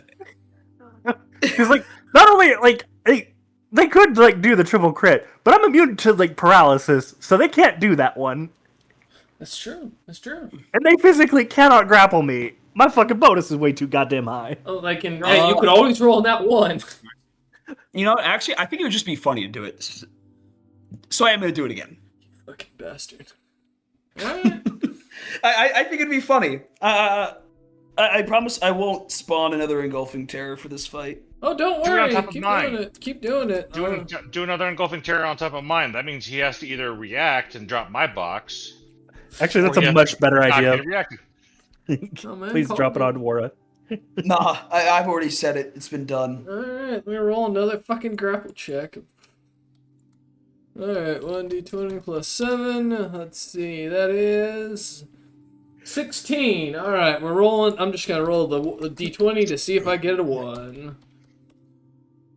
Oh, well, Damn. almost. It's still, unfortunately, still a 27, though, or 28, yeah. So, as I am going to toss the gelatinous cube on the other side of Floor Snap, so now they will either flank Floor Snap or flank me when they attack. Hey, best case scenario for either of you is only one hits you. Yep. And I assume, Zurus, that ends your turn, no immediate or swift actions? That is it for Big Man. Alright, gelatinous cube A is going to attack, well, let's find out. Here, I'll just do both of his attacks, because I do get 2? Yeah, because I only get 1 swing per. Okay, cool. You know? You almost had. Oh, why am I doing that? That's not correct. Here.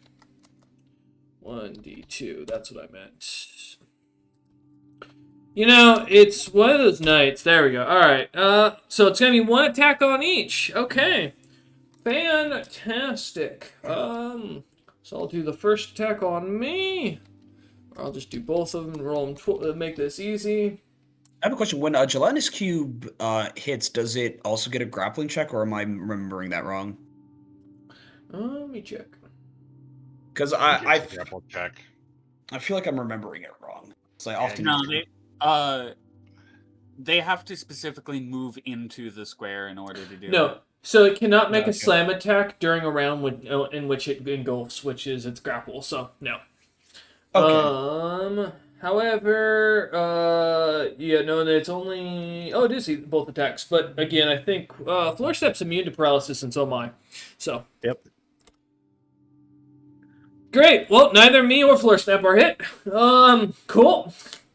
Next, gelatinous cube. Yeah, they missed a commoner. Yeah, I know. All right, once again, we're doing one on each. All right, cool. Welcome to the Cuberdome. Don't hit either of us. All right, cool. We move on. Fuck your cubes, goddammit. Azurus, I hate you for doing this. They don't do anything besides the first second. I just sit here until they die, and it's worthless. Hey, I It's- thought it would be funny. It's so worthless. I want you to know that. God damn it. But The- technically, if the creature is large or smaller, they don't even get to make a grapple check to resist the gelatinous cube. It just engulfs them if they fail the reflex save. Unfortunately, I am the same size, so. Yeah, yeah, I know. Alright. Ah. As both cubes go, moving on from their turns, as they try to beat on both the construct and the floor snap himself, both easily dodging out of the way of the gelatinous cubes. Floor snap, you're up. All right. The scythe swings to life of its own volition. Oh, it's time.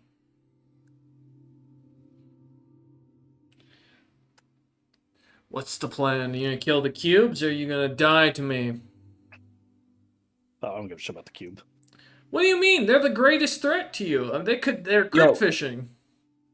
All right, think about this, guys. What if I awaken the cube? No, I'm joking. I would never. I'd have a backup character. So 43 hit. 43 does hit.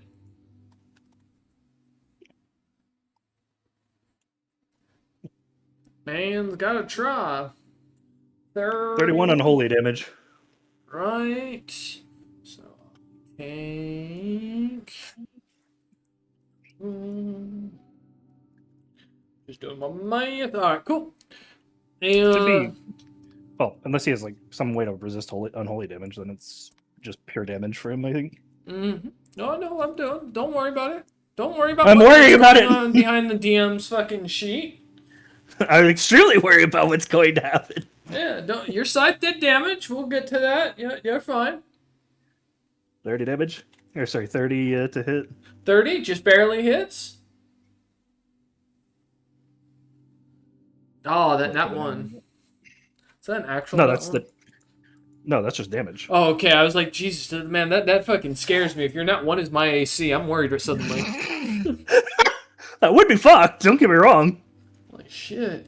All right. As you and I assume this is still with the scythe.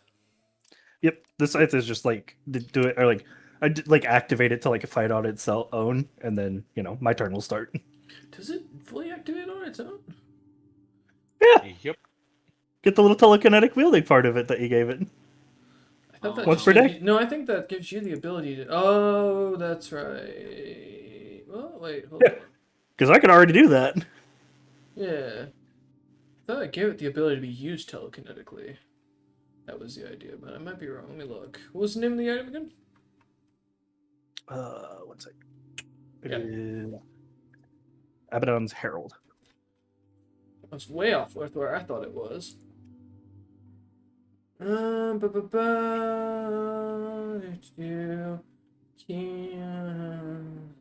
Once per day, the wielder may cause the scythe to animate and strike for 10 rounds as though under telekinesis.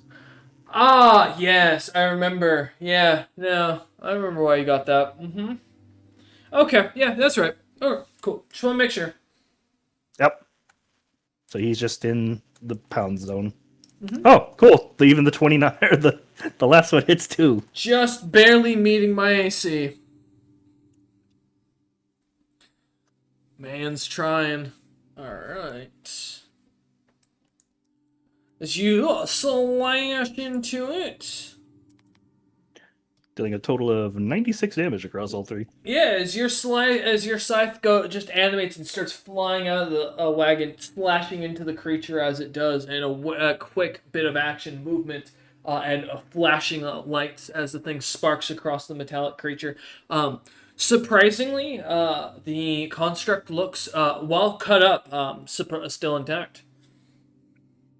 Kind of funny, but if I was playing Vicaret right now, I could probably dominate the constructs and turn them on their master. Don't dom nothing. Alright, go ahead, flush up, though. All right.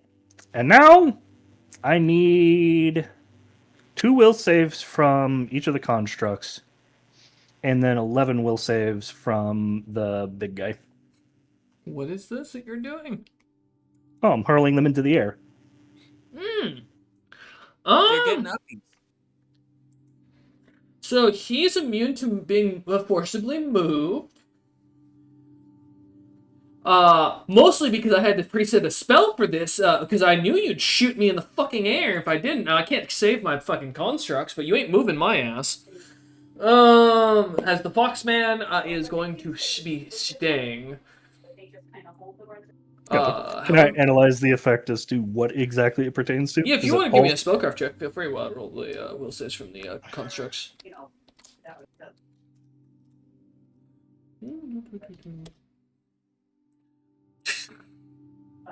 It's 2 each, but The game hates me tonight. 2 each. Fuck you. yep, they go 300 feet in the air, so they slam into the ceiling and take like 5d6 damage. Alright, go ahead and roll your damage. And it will be... Yeah, I think... is it 5d6? Let me check for fall damage. Oh, that works. Well, because they would be going 50 feet up from where they get slammed into the roof. No, yeah, I get what you're saying. I'm just trying to remember what the exact ruling of it was, so give me a second. Yeah, okay, I'll give you the 5d6, that's fair. Oh, gotta pop my back. And they're now the 250 feet in the fucking air. Alright, they'll be back, don't worry. Oh, also, a war gets an attack of opportunity. Well, he's gonna get dropped in the box. Actually, technically, I don't have a reason to let him go. He's coming with me. Well, it's if you can manage to keep a hold of it. I don't see any reason I couldn't. My strength allows me to keep up to 3,000 pounds worth of weight.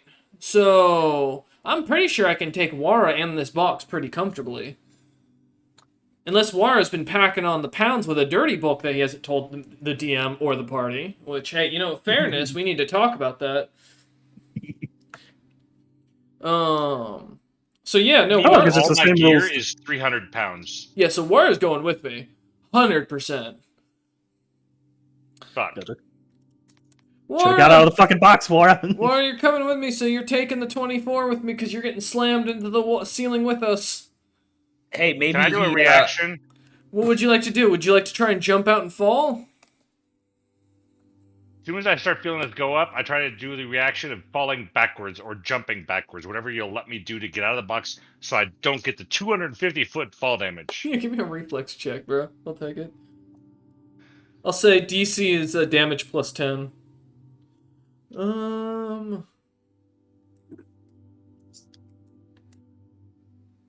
No. You're going with me, buddy.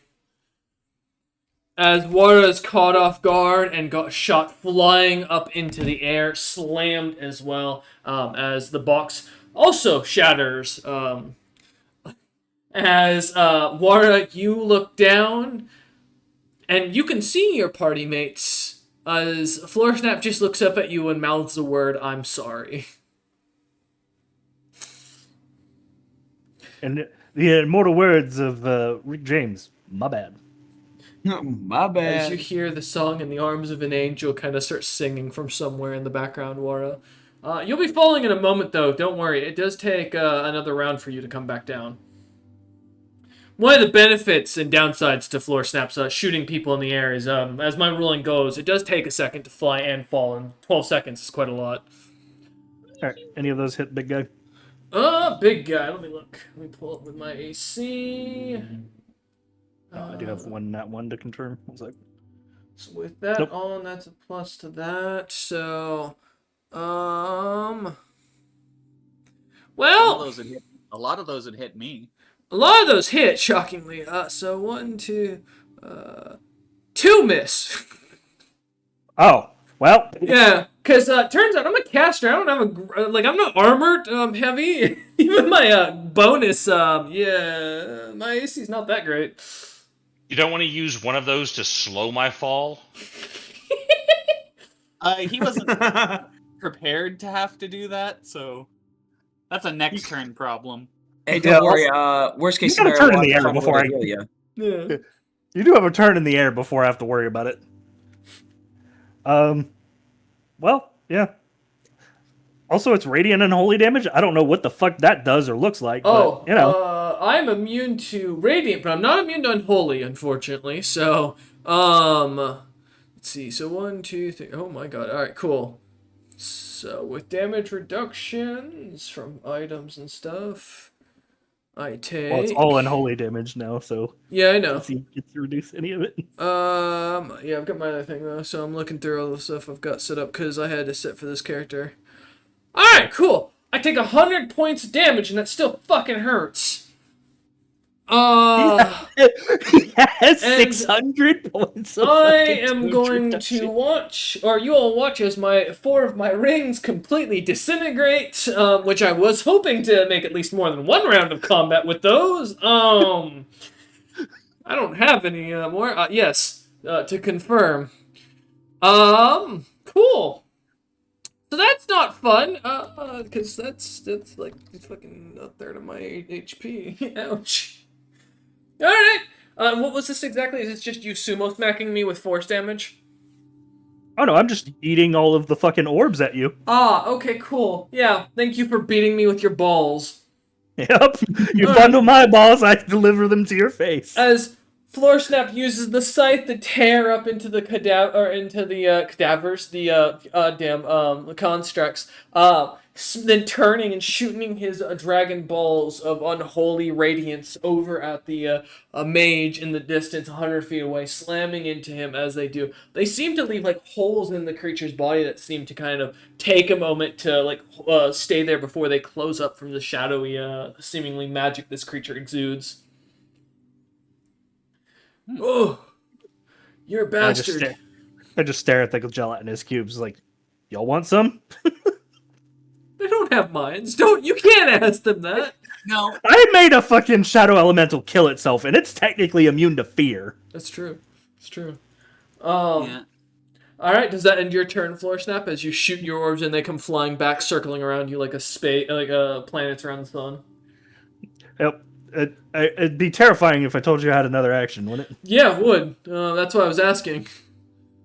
You're like, please let it end. Because I'll be honest, you took a third of my HP, and I don't have that much more items to burn on fucking damage reduction against you. I got 1 more round, maybe. Alright, cool. As you end your turn, your orbs continuing to glimmer with unholy damage, or unholy light, as little spirits seem to kind of glimmer within them, the sounds of wailing souls kind of emanating from it within, as they circle around you. Alright. As Floor Snap ends his turn, the Fox Mage is up. That's totally not something else with its now huge tentacled form. And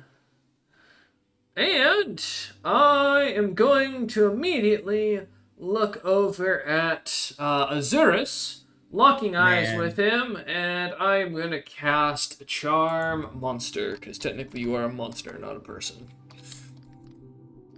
It doesn't matter. I guess invisibility doesn't work. No, I'm looking straight at you. Man. Which well, answers your guess we question. Yeah. We figured that out, guys. Are Turns djinns out, considered monsters? you guys are Yes. monsters just by the fact this is a monster campaign. Man.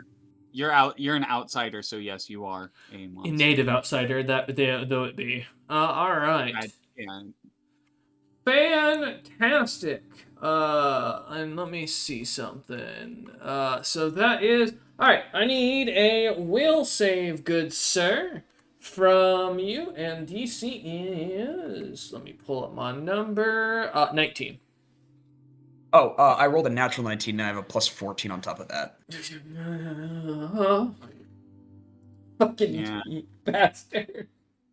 The only Ain't person, never had a friend, never had a friend. You ain't never had a friend, never had a friend. You ain't never Mhm. ever The, had a friend like me. the only person who has a higher save than Azurus was May, and she had a really high bonus. You know, so as Zurus kind of looks at me and like sees the glimmering eyes, kind of glowing with magic, feels a warmth for a moment, kind of shakes his head, immediately dispelling the effect. Singing in his mind, never had a friend like me.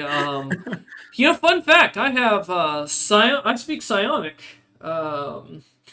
which means I can fucking read your mind, mate. I'm gonna. Hey, can a man not sing his favorite song? You know what? You're right.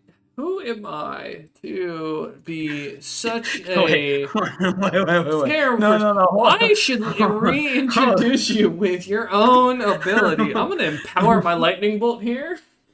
Whoa. Hey, now. That's not nice. So it doubles out the max, I believe, for empowered lightning bolt, which puts me at, for my spellcaster level. Let me see. What am I at? No, Empower Yes. increases the damage by half. Oh, it is? Oh, it's half? Okay, so never mind. Alright, you lucked out. I was wrong. Because I couldn't You're find the thinking of- spell, so I was curious. What was that? Hey, Lev, I'll give you a sloppy for that one. Thanks. You're thinking of Intensify, which Is doubles. that a spell? Okay, cool. It's also epic, so Oh, you know what? This was a 5th level spell, so it's my only one I have available. So, alright, well, I'm gonna burn it on Azurus. Well, I was gonna burn it on Azurus, but, to be fair, given who just shot me for 100 points damage, glaring at Azurus as I am, I'm gonna shoot Floor Snap without looking. Yeah. fair enough. Intensify treats you as rolling maximum on the damage roll, and then it doubles it. That's fair. No, Good to know. Fucking Intensify brutal. increases the dice cap. Got you. Floor Snap, give me a reflex save. 24. 24. With a you fucker. Alright, you'll take half. Do not tell me you have evasion. Not yet. Okay, I would have been very upset. I've been like, no, really, not again, because the fucking Friday does that to me every time. It's like, cool, I've got half damage. No, I take none. Like, you fuck. Alright, cool, great. Alright, well, let me roll this. So that would be... So my spellcaster level is 15, so it'd be 10, and then with empowered, that brings me up by half. So that's... You roll the damage and then you increase it by 50%. Oh, okay. You know what? That's actually a much smarter way to do this. I was sitting here like trying to do how to do that in my head here. All right, cool. 38 divided by 2. You know what? I'm a 14. math. 19. Or, yeah, 19. My bad. Alright, so I take 9. All right. Yep. As you feel the lightning bolt strike into Zeus, you just watch as this crackling bolt of black lightning suddenly, as he's looking at you, starts to form on his finger, and as you expect the bolt to hit you, suddenly kind of closing your eyes for a moment, dreaming of your loved one. Suddenly you hear as Floor Snap shouts out in pain instead as he suddenly zapped full of the bolt as the creature's arm extends towards him like a finger pistol. That one was spicy. That ends my turn because I don't think I can cast a third time. No, I cannot. I can beat you like a Cherokee drum for a few turns, but over a few hits. But turns out, nope. I'm just checking something real quick to see. No, that's still part of my thing. Okay, cool. All right, Hunter, can you fantastic. respond to the message I sent, please? Wait, you sent me something? No, Hunter. Oh, Azurus. Oh, yeah. I didn't. All right, let me. All right, well, Azurus looks at that. Nora, you're up.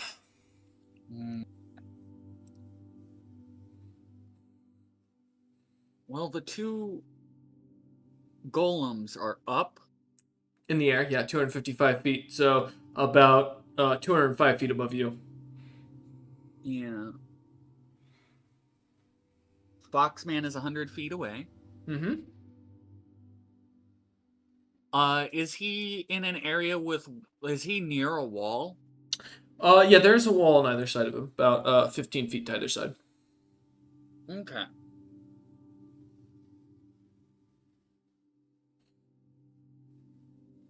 What you thinking? I'm debating on whether I want to breathe on him or if I want to do a silly. Breathe on me. Come on, bring it on. See, you say that and it makes me want to do a silly instead. You can't fight me either way. There's nothing to stop me. Okay, so I'm gonna take a fly action and I'm gonna fly from wall to wall. Mm-hmm. And I'm gonna get above him and I'm going to cast Stone Shape, and I'm going to move a 20 cubic foot block of basalt out of the wall and drop it on him. Which is 3,206 pounds of stone. Just slightly above my carrying capacity. Yeah. Actually, let me see something. How strong? How much was my weight? But is it more than your push drag lift? Yeah, I'm gonna look that up real quick. I don't remember exactly at this for this guy. So what is push drag lift? It's falling 50 feet. You know, I got that. I'm just curious if I can lift it up once it falls on me. Double my maximum, so I can lift 2,400 pounds. No, I cannot catch this block. Almost though. You know, hey, it was a good worth a shot there for keeping me alive. I appreciate it, Azurus. Anyone in the mood for Pancake Fox? You know, I enjoy being fair. Yeah, right. You know. Yeah. Let me make a reflex save to try and escape the rock. How big are you making this thing? You said. It's 20 cubic feet. Okay, so say reflex DC 25, I think would be fair for like having to get to basically the edge of the cave and not have a rock fall on me. Yeah, I think that's. Dive! I mean, I can make it. It's just not likely. Okay, well there we go. All right. Yeah. I will dodge to the side. He'll dodge out of the side and kind of like clamber up against the wall. Now having a rock kind of keeping him slightly kind of tunneled here. As he shoved off. Now only able to see Floor Snap. Now? Slightly. Because I am huge. So the room you've left me, I am kind of like having to stand side by side. I don't have like I'm not facing you guys anymore. Yeah, and I'll use the last of my movement to scurry out of sight if I can. Scurry back up the rock wall to find another little like hole in it. Okay. Yeah. Keeping your height. This is why fighting copper dragons in caves is a bad idea. Yeah. Keeping your height check as far as it goes for right now, because I'm not looking up at you at this point. But all right. And that ends your turn, Nara. Yep. Okay. Well. As you end your turn, the block falling to the ground, him quickly rushing to the side as he was preparing another bolt of lightning, canceling the spell as he avoids one of the stones that Floorsnap sends hurling towards the basalt rock, slamming into it as the rock falls. We jump to the sky as we all look up suddenly and see the two constructs near Wara, whether one near Wara, one about 20 feet from him, fluttering through the air. Now, before I start falling, I am going to, for the first one that's next to Wara, stab the shit out of Wara to try and rather grapple him and take him down with me. But before I do that, since you I really need to do a concentration check to see if I'm still in a rage. Oh yes, please. On my turn. Yes. On my turn. Let's see. Before I do that, though, you know what? Based on protocol of what I'm supposed to do, the one that is 20 feet from you is going to attack first, and it is going to use its breath weapon. I need a reflex save, Wara, as the creature starts breathing out this disgusting gas towards you. What type of gas is this? Paralysis gas. Well, you saved. With these. Nice. So, let's see, the duration until, okay. Well, it's going to be stationary and they're going to fall, so. Yeah, alright. Let me see. How long And ago? the I second got one's 2 gonna rounds. Okay. The second one's gonna try and grapple me. Yep. Let me just put a second for that. 2 rounds till I can do that again. And yes, I'm going to try and grab hold of you. So Does it have strength improvement? versus strength. Well, in this case, it's my grapple versus your grapple. So, What's like, his strength? guys, hypothetically, if one were to put a murderous mist where they were both gonna fall, They would just hurt them both. Yes. But does he have improved grapple by chance? Yes. Got it. okay. Fun. Since one of my main things is reliant on my grapple, yes. Fair enough. Warren, I got a 41 for grapple. Okay. I hate you I know. so much because I have to get a nat 20, Uh-huh. and I got a nat 1, Famous last words. All right, and a well, nat 20 would have gotten me to 30. can I ask, are you medium or are you large? A medium. Yes. This Shit. worked. All right. No, Yes. I'm no. gonna. Hold on. He can't grapple me. He's still holding the box. No, the box would have been was destroyed when you guys hit the ceiling because the box doesn't have enough HP to take that damage. Also, it's a free action to drop things. It's Oh. no action. It's just an on turn. It just has to be his turn, Helping and he me. can choose to drop it. No, really helping. You know, I appreciate that.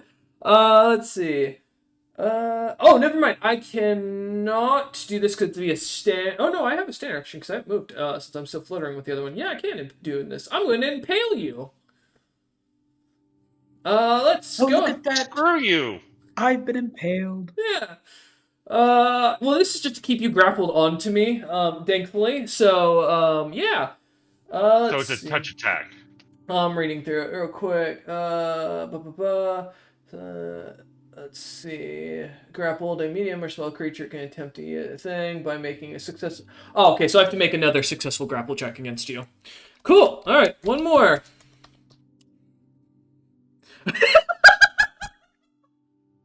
Dude, I'm not doing this to be mean, Laura. The dice just you. hate you. Yeah. Up yours. Krijg de scheid, godverdomme klootzak. I don't Oh speak shit! Klingon. He's busting out the German. Or is I it know, right? No, Dutch? the Dutch. No. That actually went Dutch. You take 34 points of piercing damage as the spike in the creature's chest suddenly erupts out and pulls you onto it, impaling you onto the creature itself. Thankfully, so it does now. You cannot break free of our grapple now unless you manage to make a DC 28 strength check. Jesus. When you free yourself, you take an additional 2d8 worth of damage in the process. And each time you fail, you will take 4d8 worth of damage while you remain pinned and stuck to me. Which, oh, by the way, you are now considered pinned. Also, if any of you do want to save him, there's a lower DC. Don't worry for it. Yeah. Wara, we're gonna hug on the way down. Unfortunately, the other guy is still 20 feet away from you, and I can't fly. And arguably, there's no reason that I'd be able to, being made of solid metal and stone, move my way over towards you to hit you. So instead, I'm just gonna breathe gas at you. Oh no, I can't do that for another 2 rounds. Oh, No, shit. you can't for another 2 rounds. You just said so. What can I do? I could smack you. Not From really. You don't have 20 feet anything. away? I mean, I almost have the reach. I have 15 feet reach. Shit. Well, then you have to make sure you don't hit the other I know, right? monstrosity because it's grappling me and it's bigger than me. You know what? I've got nothing. Yeah, I got nothing I can do to you. I just gotta keep falling. All right, cool. We're good. Yep, We're gonna it explode. takes a standard action to fall to his death. Yep. Yeah, but also according to physics, because that creature is heavier than me, it's going to be on bottom when we land. No, with you, well, as long as it doesn't ordinate, or like with you pinned to it, if it decides to, it can definitely put you underneath it. I'm going to try and resist that every single chance. I look forward to that because that'll be a resist on the grapple check. I guess I won't be casting lightning on that one anytime soon. As the party looks up watching this and then turns back to look back over at Wara as we go back to the top of the initiative round. Wara, you are up with 10 rounds left of rage. You have a hole in your chest and you are spiked onto one of the constructs. And I first have to do a concentration check to see if I'm still in rage. Yep. Because of this whole screwy situation. 16. Your call. Am I or not? I'll let you choose to in this situation if you wish to. If you want to break the rage, you can. I need the strength, so no. Okay, then yeah, you can stay enraged.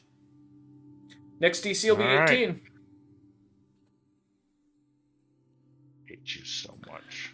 Blake Floor Snap, he threw you up in the air. I didn't throw you up here with me. I was gonna do this to Floor Snap. You were just happened to be a fucking, side goal here.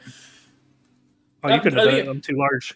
To be fair, I was looking to throw you off the side of the cliff into the lava. If Floor Snap hadn't done this, you would have gone for a swim. How many chances do I get to escape each one of my attacks? Yeah, it's an action to resist the grapple. All right, so I get 4. Yep. There's a 27 for the first one. When you said it was a 28, so I failed. Oh no, that was the 16 was for keeping your rage. That's why I said 18 Right, would and be I the kept DC. it, and now I'm doing a 27 to get out of the grapple. Yes, okay, got you. Which would be And the you said it DC. was a 28. No, the DC is based on my grapple check versus yours, which in this case I beat you by 2. Wait, why is your bonus only a plus 10? It's your base attack bonus plus your strength bonus. Yep. Shouldn't you have probably a plus 10 base attack bonus?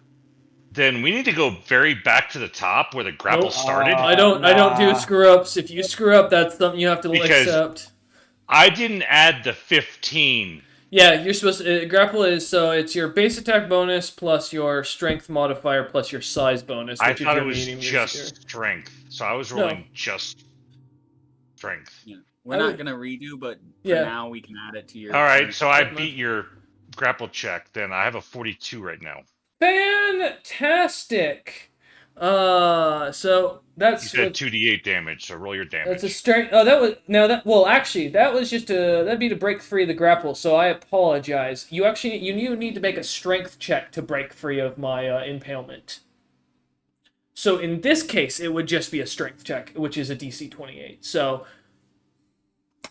15. Hate Yeah. you so much.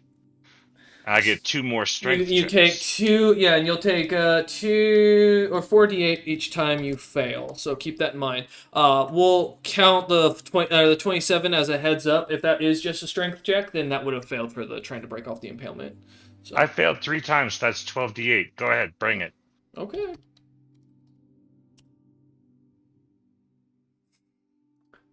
Water, that's 55 piercing damage. You still alive? I wish these guys were good. I really wish these guys were good. That's Hey man, honestly, as when I'm playing Kez, I'm like, man, I wish these guys were the opposite alignment right now so I could actually do stuff. Yeah, because I'd get damage reduction if they were good. Well, we're in hell, dude. Yeah. Wait, All right. I'm still alive. I'm still breathing. I'm gonna kick this guy in the gonads when we land. You're falling still, so don't worry, you're still good. That was all my actions. Yeah, Floor Step could still wait. see you. Uh-huh. As this all happens, now you'll want to tighten the screw a bit and begin pulling the fabric up. He says they're coughing up blood as he's trying to wiggle off the spike in his chest. Alright. As Wara ends his turn, his rage still going way above in the air as they continue to fall. Captain Azuris, you're up. I'm gonna do a little experiment Okay. on the not the one that is that has Wara on the spike, because I don't want to accidentally electrocute Wara by virtue of it has a spike directly in him. But I'm gonna do a little call lightning just to see if electricity Yay! might do a slight bit of damage. Fantastic. So on the one that's falling. Falling. Let's see what you got. Let's see. It needs reflex saves half. Perfect. Let me double check something. Although I don't know how much reflex you get when you're falling. still getting Does this spell offer spell resistance? Yes, it does. Oh, well, no, it doesn't affect me then. Ah, of course. As Well, answers one question. as you call for lightning, kind of going into like saying a shamanistic chant, suddenly clouds kind of appearing right above the creature as it shocks it. The creature seems completely fine, though the smell of bacon is slightly now in the air. All right, so we know these things are immune to spells, I guess. Well, so And it this had is pig something recently. more for the player's knowledge because you don't know this as you're not experienced in 3.5. Some constructs have what is called immunity to magic, but others have it in different forms. While all constructs technically have it, it does not say be the or stand the same for each one. In examples, some have the immunity to spells up to a certain ability and spell-like abilities up to a certain level, like 3rd level or 4th, which is very common. Others have it to where if they have spell resistant, or if the spell has spell resistance, they're just completely unaffected. It kind of depends, so don't just assume that because your 3rd level spell didn't work, that the creature is outright immune to all magic. It just means that in this case, it's immune to spells that have spell resistance applicable. So you'll have to use something that doesn't. Very commonly, Damn. also, they typically have a spell or damage type that fucks them in some major way. Yeah, like For example, like heat metal on iron golems. or Sonic on Stone as another good one. I think it's Force actually technically. Fortunately, I have none of those. Can resistances stack?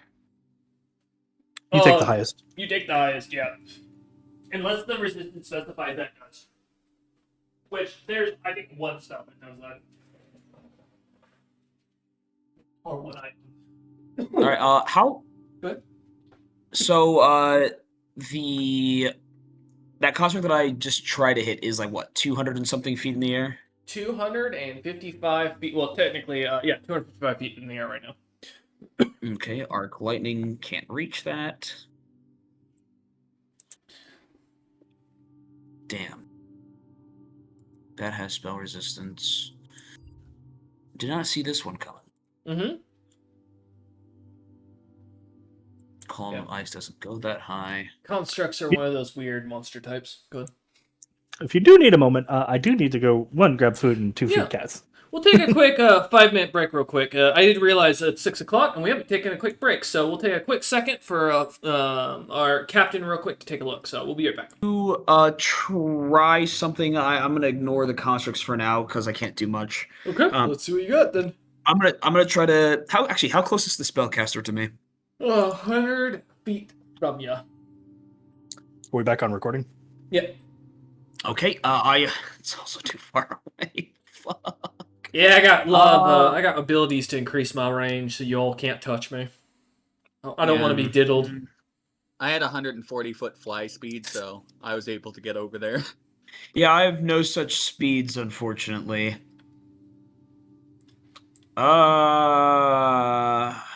Could hold in action. Drink a Red Bull. It gives you wings. Could God, shoot you're Nara. Yeah, bang!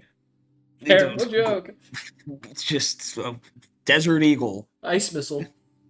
Deagle. The deagle just pops into Azur's eye. I wish for an eagle. Bang! Zer's is finally done with this shit. I'm done. I'm bringing the big guns out. The guy American granted the wish breathing, just hears first you, shot. and you get Nothing a less big- than 1911. Get her done. America. Get her done. Who are you saying, Warren? The actual person writing down the granted wish mishears and gives beagle. Just a dog.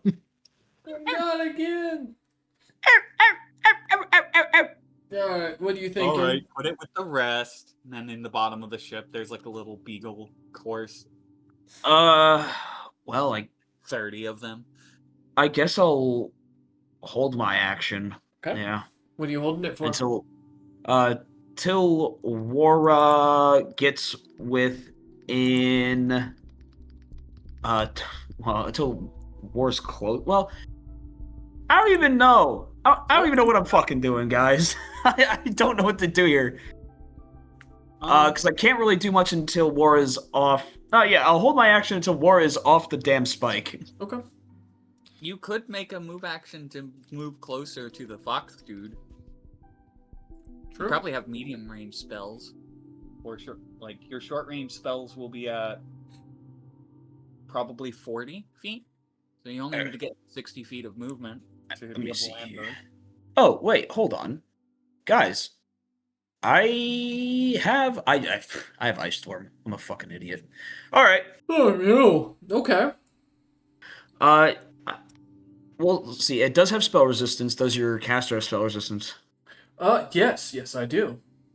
All right. Shockingly, it turns out you definitely want to have SR. I totally have SR, right? Well, give me a minute. You probably do if it's what I think it is. Give me a second. I mean, I'm a caster. I don't have SR. I don't know what to tell you. Well, it's not about. I actually do not have SR, fun fact. Based. All I right. have PR. Oh, fuck me. I have power resistance. I do not have I don't have fucking or sonic resistance. I don't have fucking anything for spells. Ah, shit. All right. So Ice Storm. No saving throw. Yep.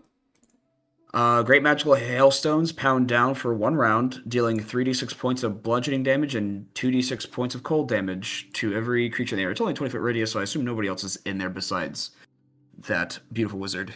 Correct. Or and I'm mage. not a wizard. I'm a mage. Yeah, Yeah. mage. And there'll also be a -4 penalty to listen checks made within the ice storm.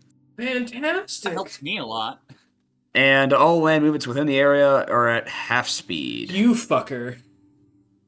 Yes. All right. Well, now I'm not walking away like I thought I was for a second there. Okay. Yeah.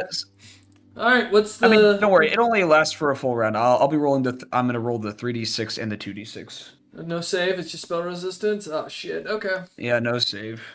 Fuck.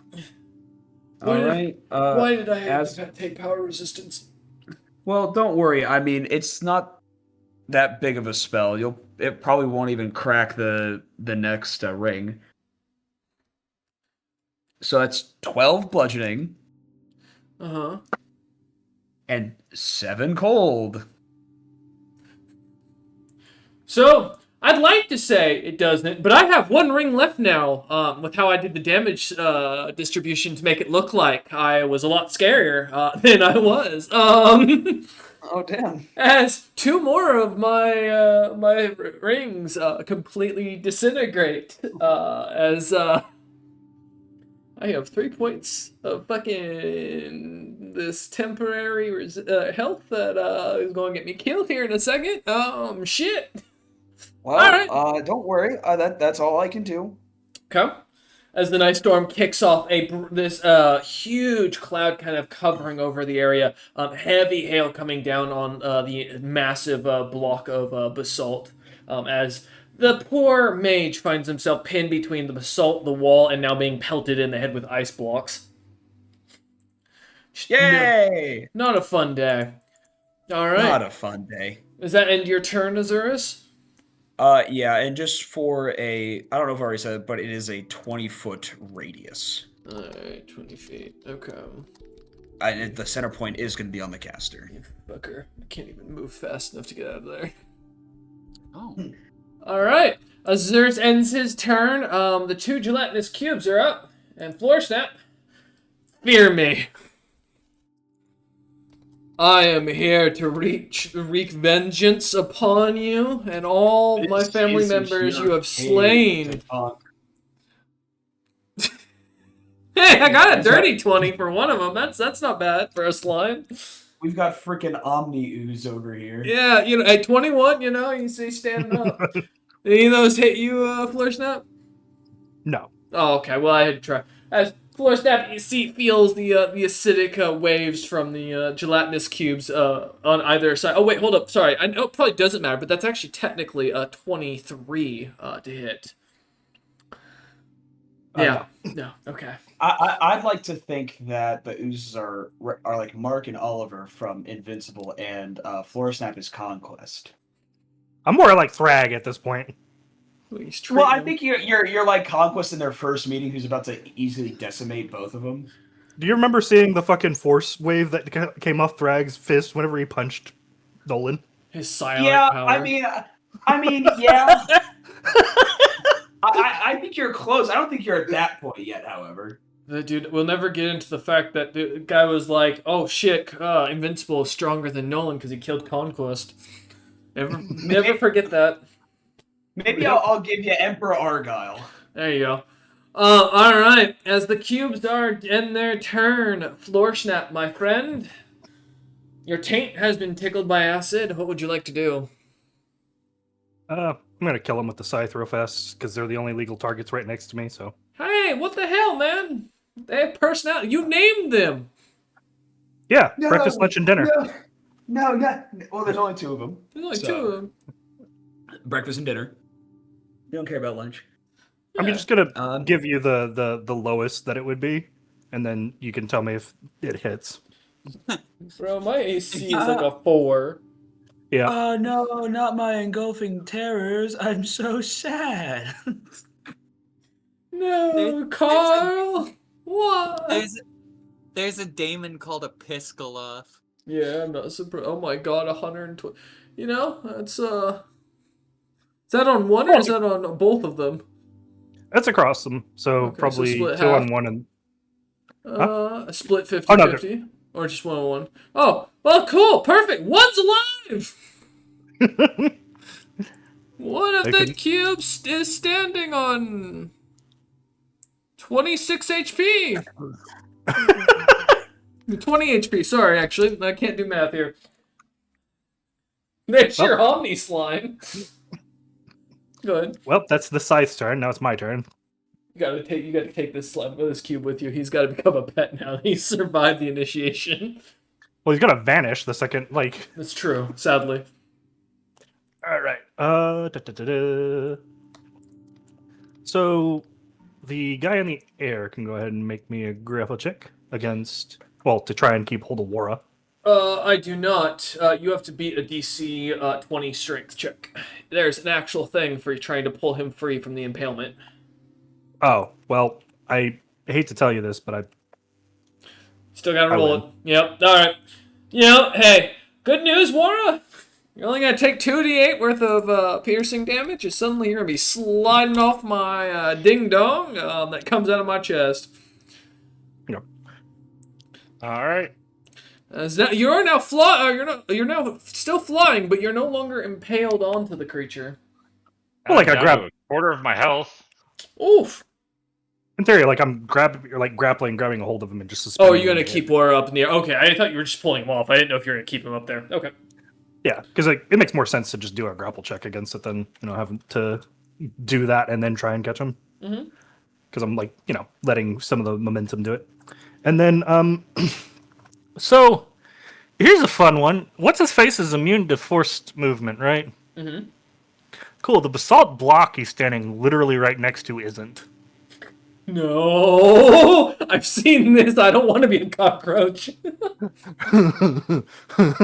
So I guess roll a d20 with like, what is it? What size category does a 3,000-pound basalt block count as? Wait, so 20 cubic feet, right? Let's say if it's Yeah, 20 by feet. It's 20 cubic feet, so I it's think a that's 4x4x4. Yeah, let me double check. So let me check real quick because I want to make sure because there's an actual thing inside this for this. Is 4x4 like huge or is it gargantuan? Good question. Okay, Yeah, it cuts out at huge. So technically, this would be considered could be anywhere between large and huge. So I'd go with huge in this situation given the dimensions of it. Cool. So it would have a +8, but a -5 because it has no strength score. Correct. So he gets to roll you get to roll a +3 on resisting a bull rush with your fucking block of basalt as it slams into our friend. Oh, hold up. Please don't. Give me a second. Oh, here's my bull rush information. Alright. Oh. Well, I can't add anything fun to that. Cool. Do I have any bonuses against bull rush by chance? Combat casting? No, that don't help. Spell penetration? No, not really gonna do me any. Alright. Is that a reaction? No. Alright, cool. Fucking great. So that's just a strength check. Yep.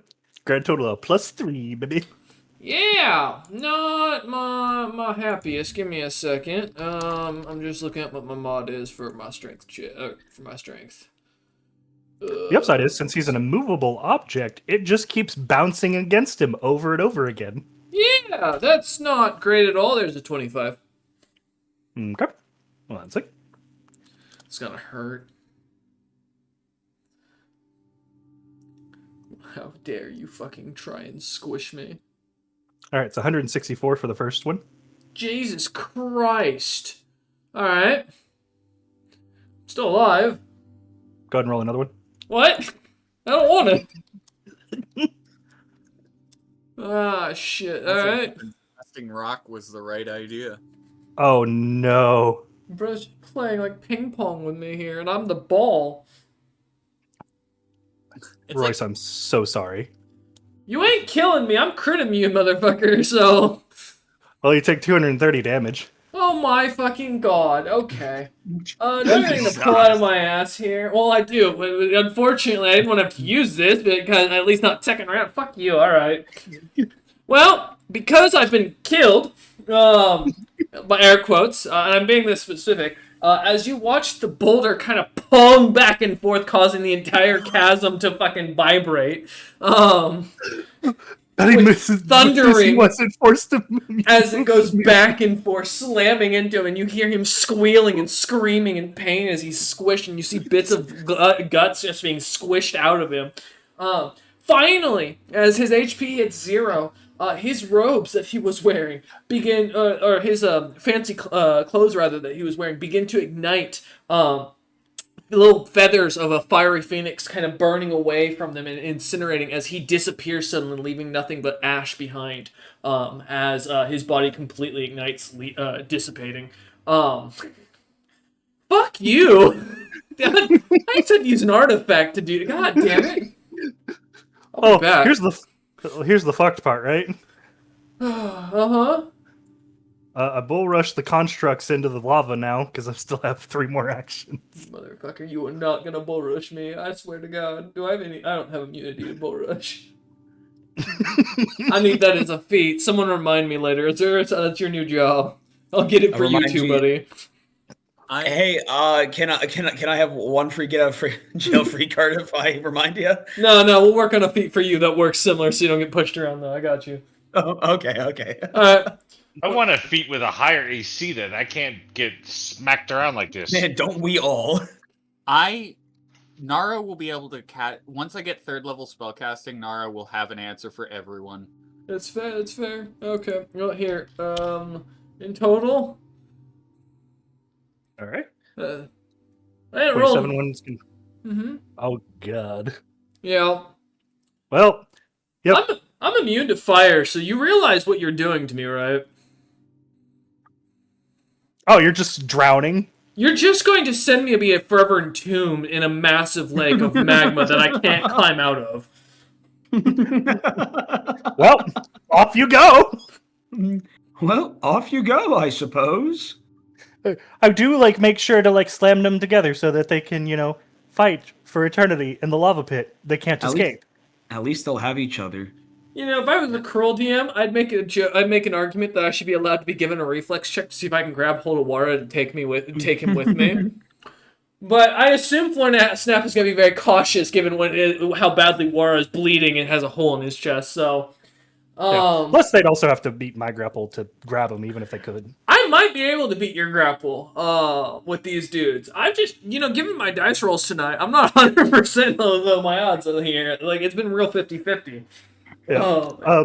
Last one I used to grapple the gelatinous cube, and then I'm going to just for the sake of time, just dump it on top of them so that it lightly solidifies them in the lava. As they go sweeping off the side of the cliff, down in the lava, disappearing. Floorstep kind of slowly lowering water back to the ground, as the creatures careen, smacking against the rocks, and disappearing into the magma. As you hear them hit the pool. Looking over the edge, Nara and Azurus, as you kind of walk over just to check, you can see them slowly sinking as they're not coordinated enough to like grab hold of the edge and like clamp down, as their hands are designed to like hug, not to take like grasp.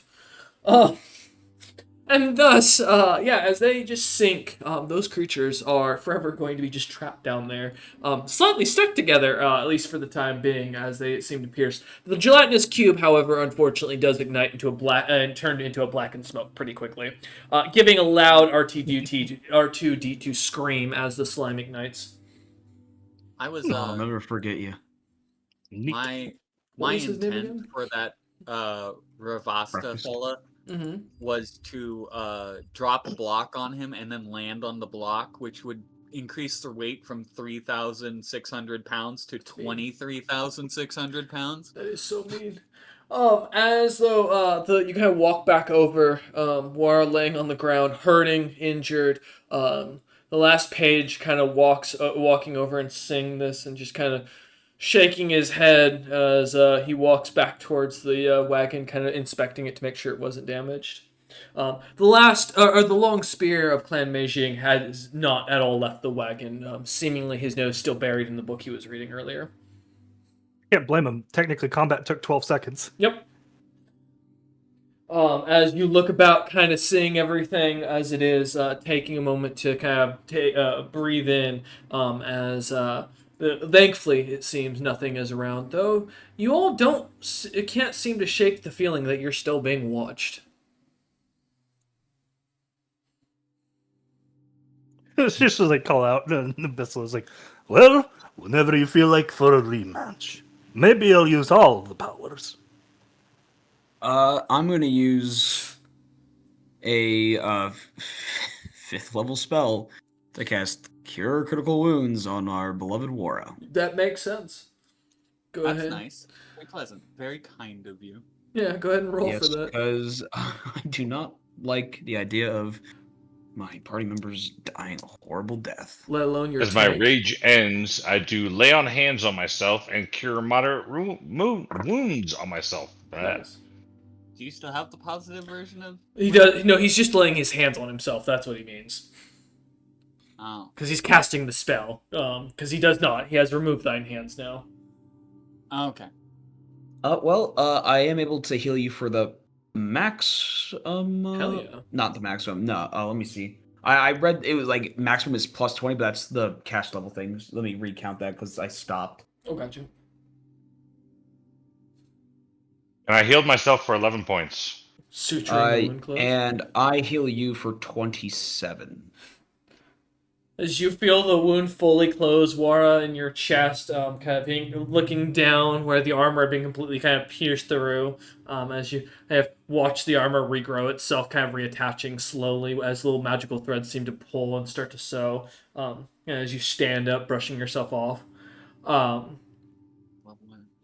The last page kind of looks over at you lot as he reattaches the creatures onto the wagon and goes, I don't think that'll be the last we see of him.